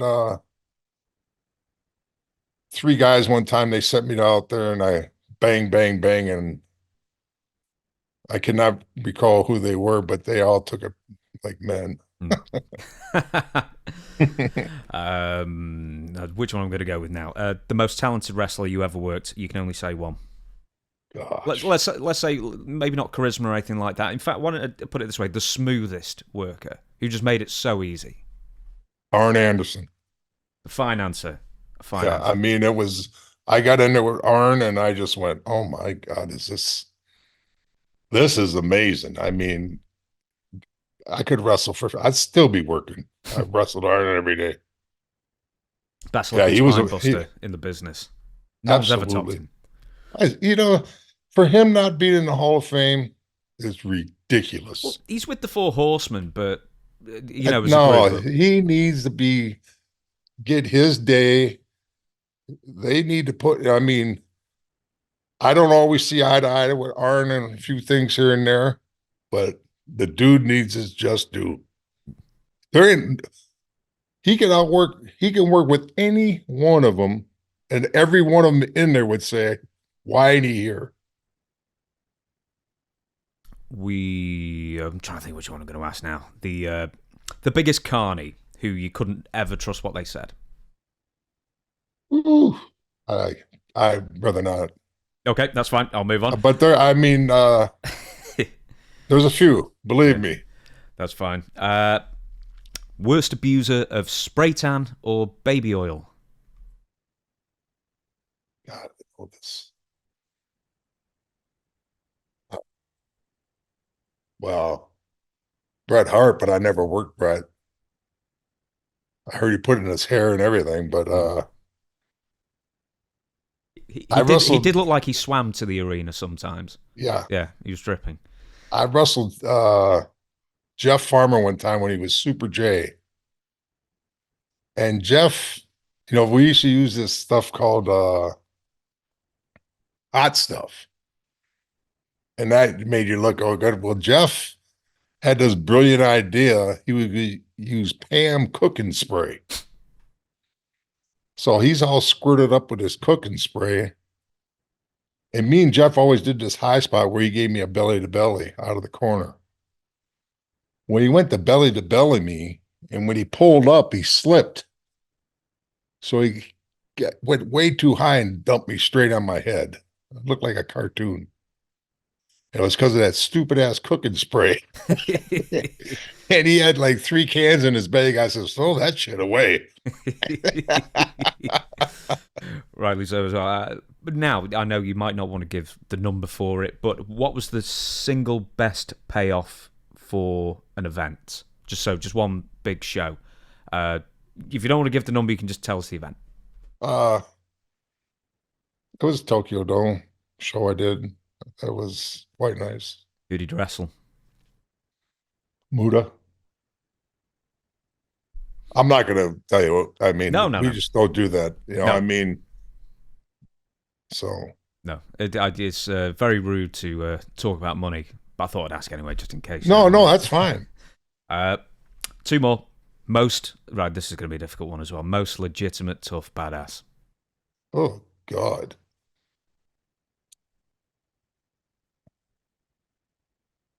Mostly, I mean, crap, I was in the ring with a ton of shoot fighters. I was in the ring with, Ming several times, 100 times. I mean, I know everybody says Ming, and the thing about it is with Ming's not only the toughest guy I've ever met, he's also the best guy I've ever known. I told this story to Chris yesterday. Me and Ming, we had a huge history in Japan. They loved watching us work. And he always told me, he says, Scott, he says, you bring the animal out of me. And I says, great. I says, put that son bitch back in there. No, I'm just kidding. But we went to town. And this is when he would wear his hair, this huge throw leg thing. You could never see his face. It was like wrestling this big head of hair. And I went to lock up with him one time. I stuck my thumb in his eye to about here. And I said, oh, shit. And Ming apologized to me. I'm sorry. I'm sitting there going, I know how tough this dude is, and I know what I'm, long time ago. But I'm saying to myself, this is the toughest thing. He didn't even wipe his eye. He didn't even move. I mean, if you stick your thumb in somebody's eye, you poke a guy in the eye one time. I mean, he's gonna be. I just went, man, this dude here is just. But it's Ming, I mean, like guy like Don Fry, super tough. I mean, but Ming's just another thing. It's just a different kind of animal, man. I mean, and I tell you what, Barbarian ain't far behind either. I mean, if he is, there's a lot of guys. I mean, it's, Scott and Ricky are killers. I mean, there's one thing I would like to think is, or don't understand is why anybody messes with these guys out in public. The legit Mike Barton, Mike Bart Gunn, yeah, absolutely. Yeah, good God. I mean, he's a killer. I mean, he is a bad dude, brother. Herc was like that. Masasino. The night we got in this big brawl in Tokyo with the Nebraska Cornhuskers. I think it was Nebraska Cornhuskers. It's been so long ago now. I mean, it was, Hawk, me, Hattori, Brad Reagans is another killer. Was that it? Maybe it was one or two more guys there, But what Masa did, this guy, I told him, this guy's 6'7", 350 pounds. I says, dude, don't do it. You're gonna, you just don't even think about it. And then Hawk, of course, ignited it, and it happened. That big dude, he couldn't get off the floor for 20 minutes. He tried to get up, and he kept collapsing on himself. Then when he stood up, he couldn't stand on his feet because his Masa stretched his ankles off and just destroyed this guy. And I mean, he was a legit offensive tackle in the NFL, and he got played with like a child. Even Hattori took down this monstrous guy, and he's 145 pounds. I mean, these guys, they're dangerous. There's a lot of dangerous guys in the, then you got bad news Allen. Mm-hmm. Man, I seen Hashimoto tater him. And it was, what happened next was, it was just, I mean, carnage. So yeah, there's a whole bunch of that. I was going to say the next question. You sort of preempted me there, but it's the most memorable backstage fight. Oh, I did see a lot of them, and that bothered me too much. Right. We shouldn't do that. The guys shouldn't square up. I mean,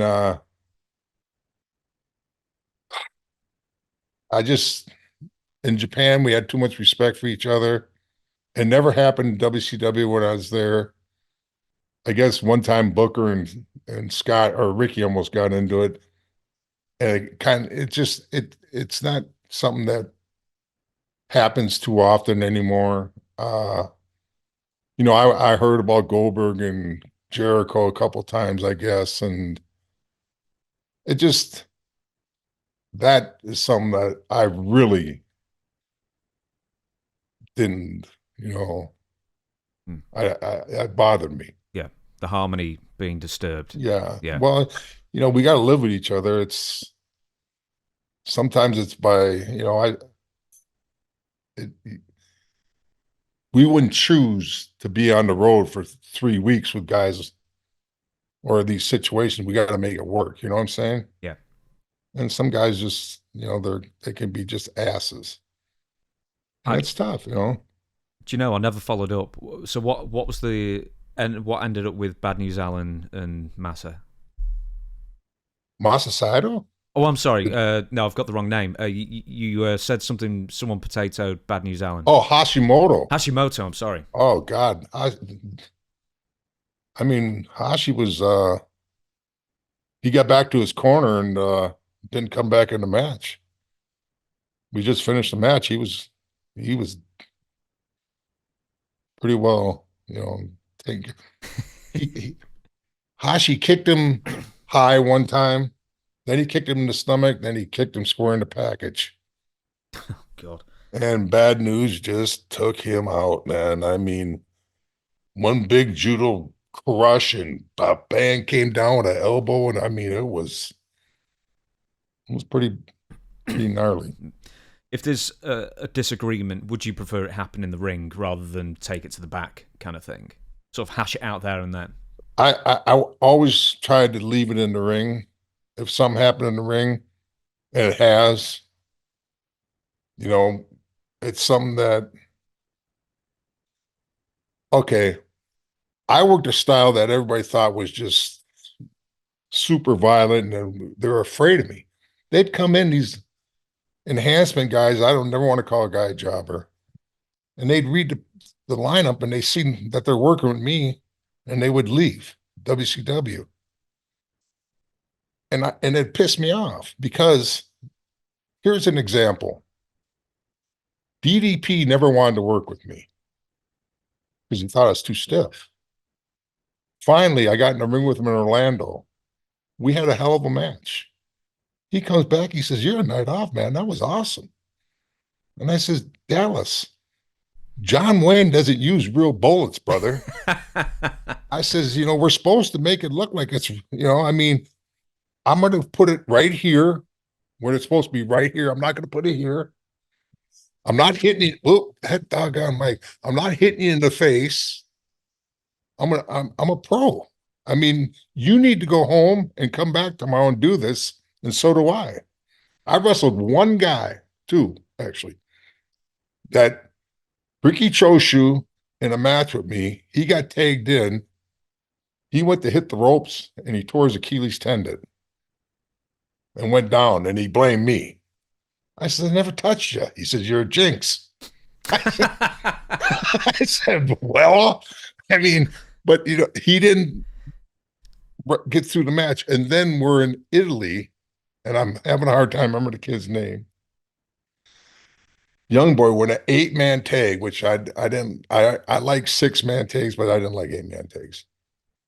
And this young kid would not stop. He was just like out of his mind. He lost what was going on. He just kept attacking, and somebody had to stop him. So I got tagged in, and I took him and I choke slammed him right in the middle of the ring, not knowing that in the middle of the ring, usually there's some play there, right? Mm. Well, they had a stump, a 8 or 12 by 12 thing, because I seen the ring when they took it down. I was just so pissed off. And when I choke slammed him on that, he got a concussion right away. And they stopped the match. And when you're in the ring, you see the guys when we're jumping around in the ring, and if you feel something, you say to the ref, "Hey, this is a bad spot over here. What's going on?" Mm. And you point it out to the ref, and the referee will sit there, he'll check the other guy, and he says, "Hey, it's a bad spot over here." Well, I never saw, I wasn't aware that was there. And it cost the kid his career. Well, I was horrified about it. Seriously.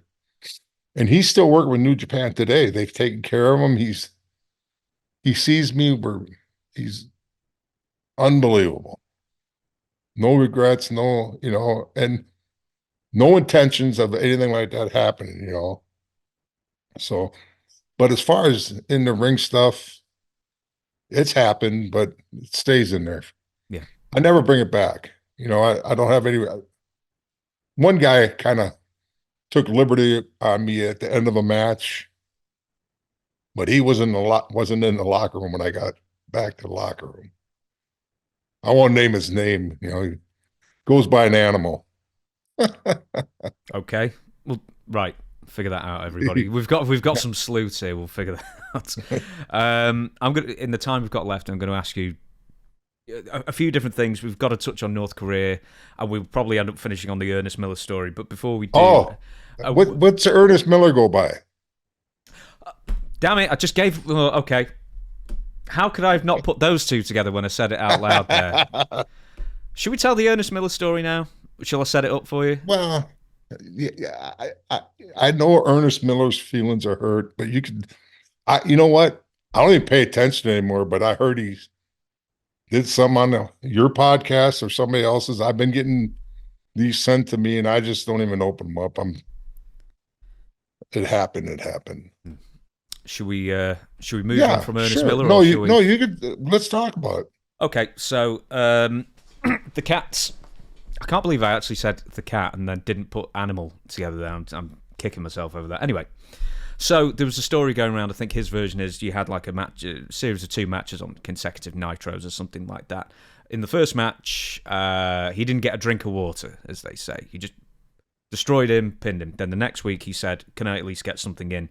And then you said, "Of course." And then he kicked you, I believe, in Ernest's version 3 times. The first kick you didn't register. The second kick you didn't register. And then his version is the third kick he really laid it in, and teeth were flying, blood was splattering, and I don't know if the story was also concussed or knocked out or whatever it may have been. But you see, first off, it didn't go down like that. We had a match, and then we made a deal out of it for quite a while because every Monday night or every Thursday night, I'd be in the locker room. They'd be going on. All of a sudden, Ernest is in the ring with Sonny. And all of a sudden, the boys would come, "He's doing it again. He's calling you out, Norts." And one time he's calling me out, and I got shave cream. I'm shaving. And I went out there with shave cream, ran out there. We did a little blah, blah, blah. I got on Ernest, boom, boom, did our thing. We did that at least 7, 8 times. We didn't have one match and then the next week I may be conflated. Okay. It was weeks ago, so hopefully I'm not wrong there. So anyways, I know his feelings are hurt because of the first match. And he says I wasn't being a professional. He come in the locker room before our match. Now get this picture here. I'm from Minneapolis. It's in Minneapolis at Target Center. I have hundreds of friends in the arena. Finally, I'm back in the States. I've been working in Japan, doing my thing. Ernest comes in the locker room and asks me to do something that infuriated me. He was so disrespectful to me in the locker room that I told him flat out, no. He said, "Well, what do you want to do?" And I said, "We'll do it out there." I said, "I'll hit you with a power bomb. I'll beat you with a power bomb." And the reason I cut him short like that is because I didn't get into it with him right there for what he asked of me. He disrespected me. So when that match started, I didn't hit him in the face. I didn't take liberties on him. But when I chopped him, I was putting it through him. When I clotheslined him, I was putting it through him. I didn't show Ernest any respect because he showed me 0. First match. After that, he's kind of hurt. His feelings are hurt, but you don't do that. I'm a veteran. I've been in this business a while now. I've never disrespected anybody in the locker room, especially like what he did. And he knows exactly what he did. It's so ridiculous if I told you that somebody would think of saying something like that to me to go into the ring. It's embarrassing. And I let him up. But I didn't take liberties on him. It was all in the bodies. When he kicked me, he went to throw one of his kicks and I snatched his leg out of the air. Like some, I was fired up. and I chopped him, and I mean, it was just, you heard the noises he was making, was like a bitch. I'm serious. So, anyways, we do these series of things. He's calling me out to the ring over 2 months. Then we do a match. The match we do where he kicked me in the face at the very end. That whole match, I worked normal.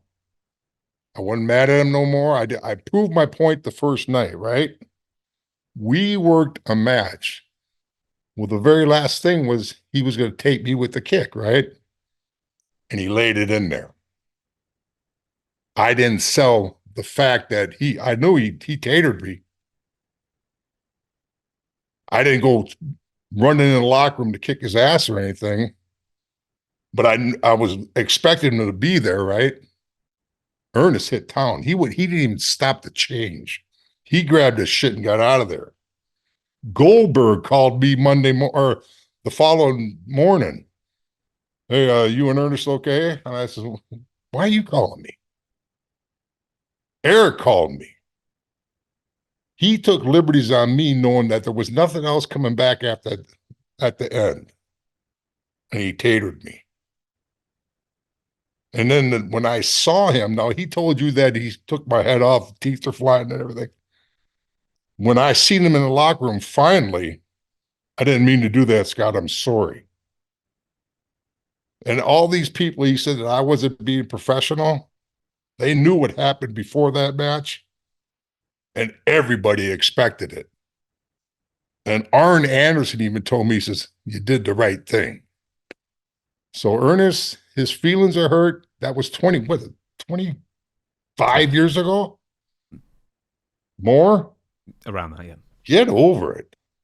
And, maybe he should have learned something. I like Ernest. We had a heck of a deal going on. But you can't do that to a guy. And he did it. If he'd have done something like that with the Steiner Brothers, Ming, the same thing would have happened. Probably happened sooner. So, yeah, that's just not right. And, I don't bury guys. But this stuff here has been going on forever.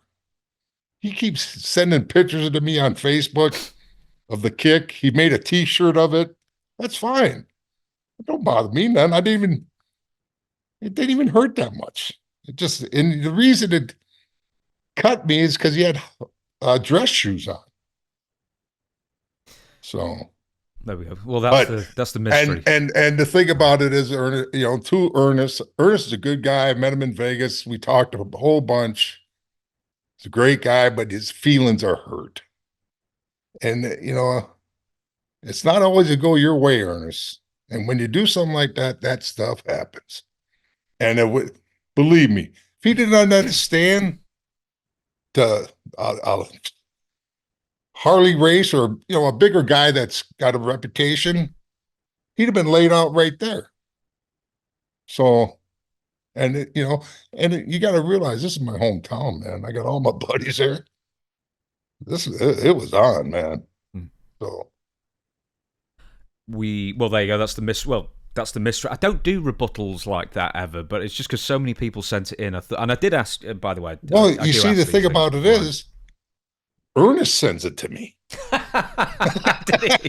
Yeah. And I mean, he sends me, this has been going on. I'm talking about, he ain't missed a year every year, it seems like, and I mean, and it's wasn't even that big of a deal because I made my point that night. And, he got what he had coming.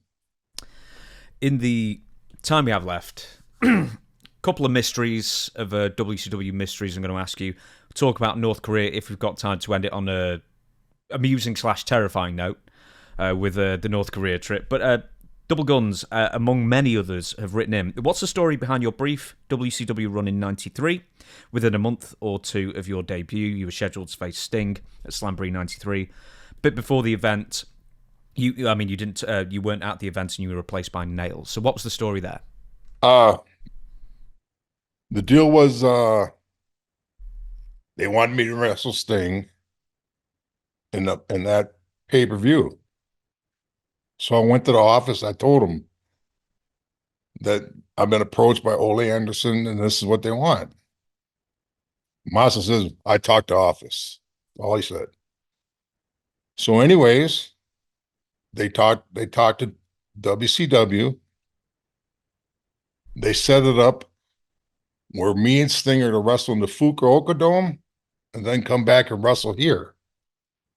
So fine by me, the office okayed it, everything's good.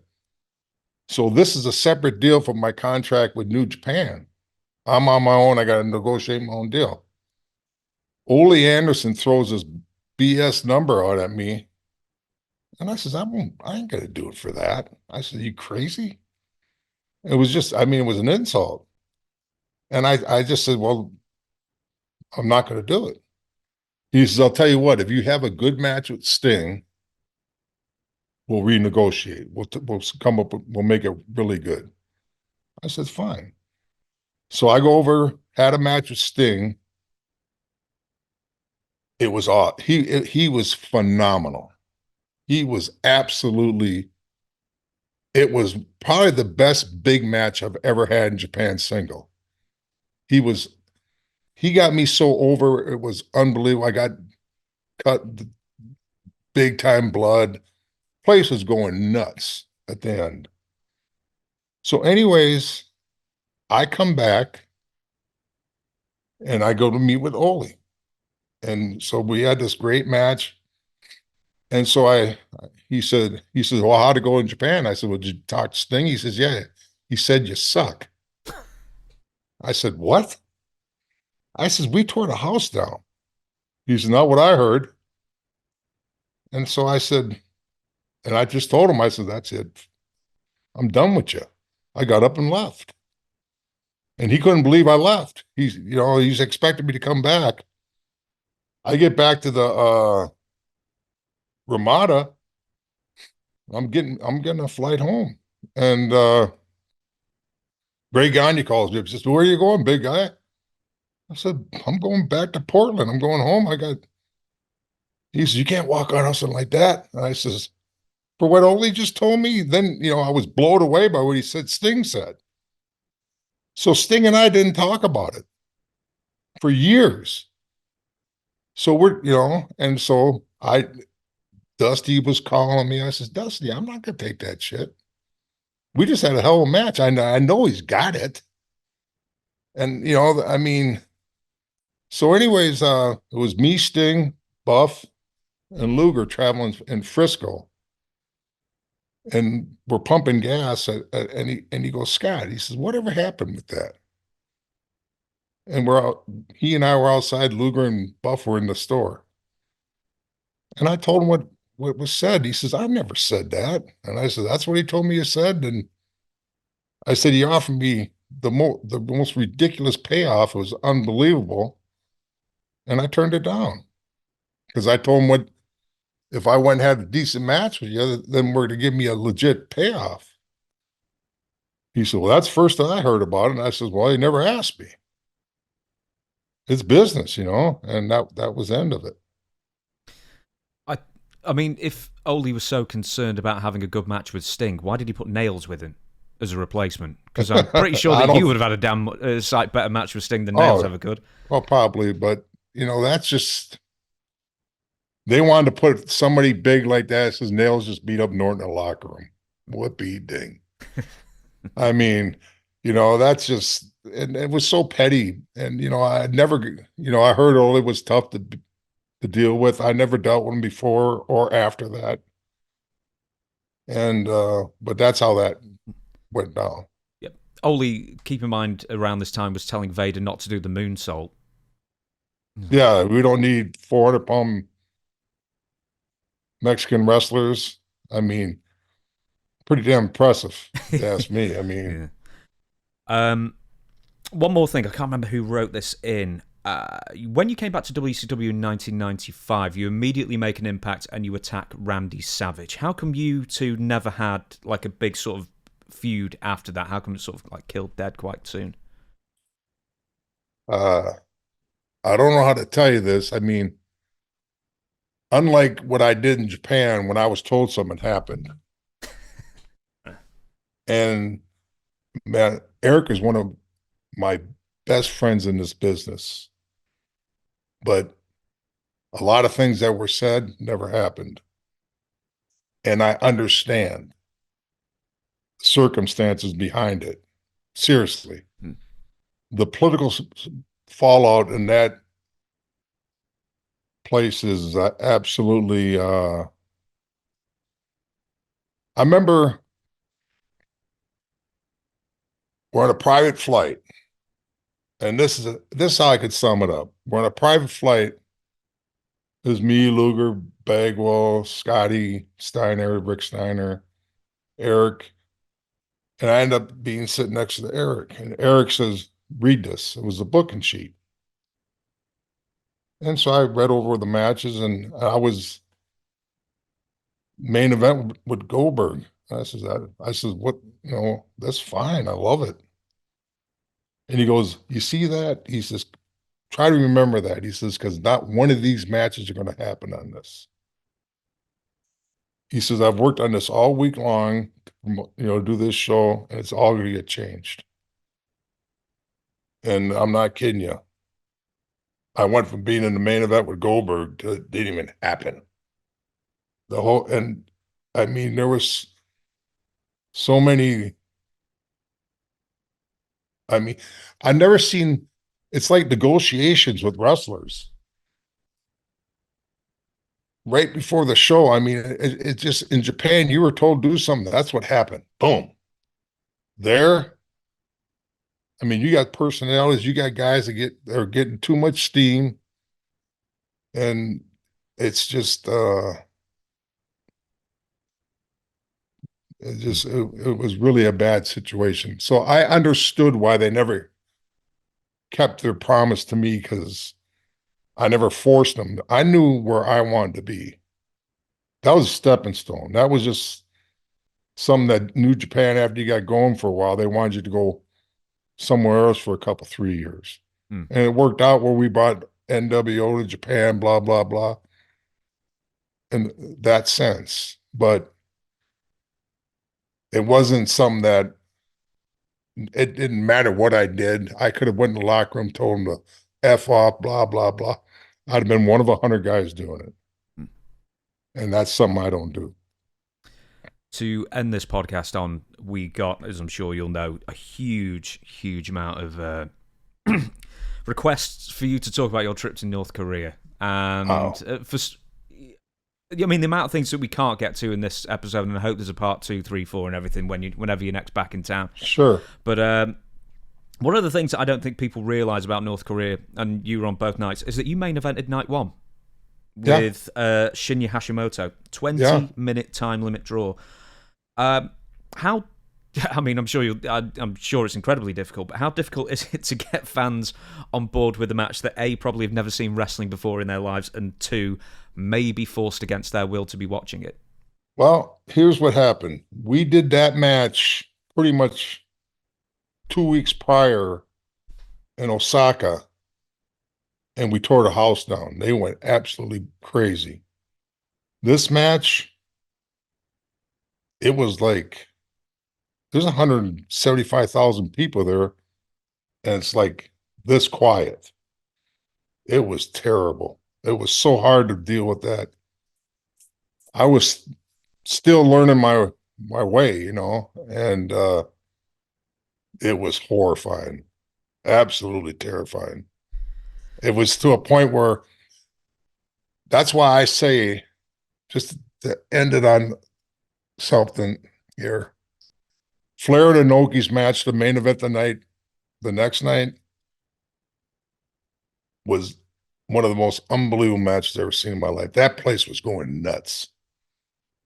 And it wasn't going nuts because they told them to do it either. It was Flair, it was your normal fan reactions. Flair had that place rolling, and Inoki is amazing. That was an unbelievable night. So that was very tough.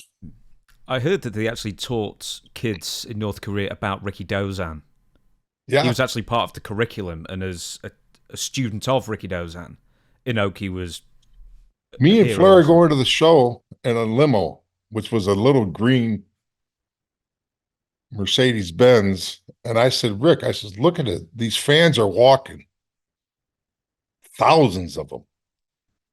I said, we're really drawing a house here. I says, I can't believe this. And all of a sudden the limo driver says, can I speak to you? And I says, you speak English? Talk. He says, what do you mean by draw? I says, people want to see this. He says, no, they don't. Forced attendance. If they don't show up, they get a bowl the next day. That's great. That's a straight shoot. Rick just like went, oh my God. It was like Fred Stanford. It was unbelievable. Poor Rick, they put him through hell. And then let's leave that North Korea for the next one because there's so much to get into that. Oh goodness me! We got dozens on it. We got absolutely dozens. It's like we don't talk about your one match with the WWF. That'll be for the next one and all that kind of thing as well. But for now, thank you. Look, I'll do the wrap up. I'll tell you what, we're going to show it one more time. Strong Style, Scott Norton, the book. Get it. I insist. And for the next one, I'm gonna. I don't even need to do any more research from the book. We got so many fan questions to get to. But once again, dude, thank you so much for your time. And you are the 100th guest. And I'm glad you are. I'm honored, man. And you're awesome, brother. And thank you so much. Thank you so much. And we'll catch you again next time.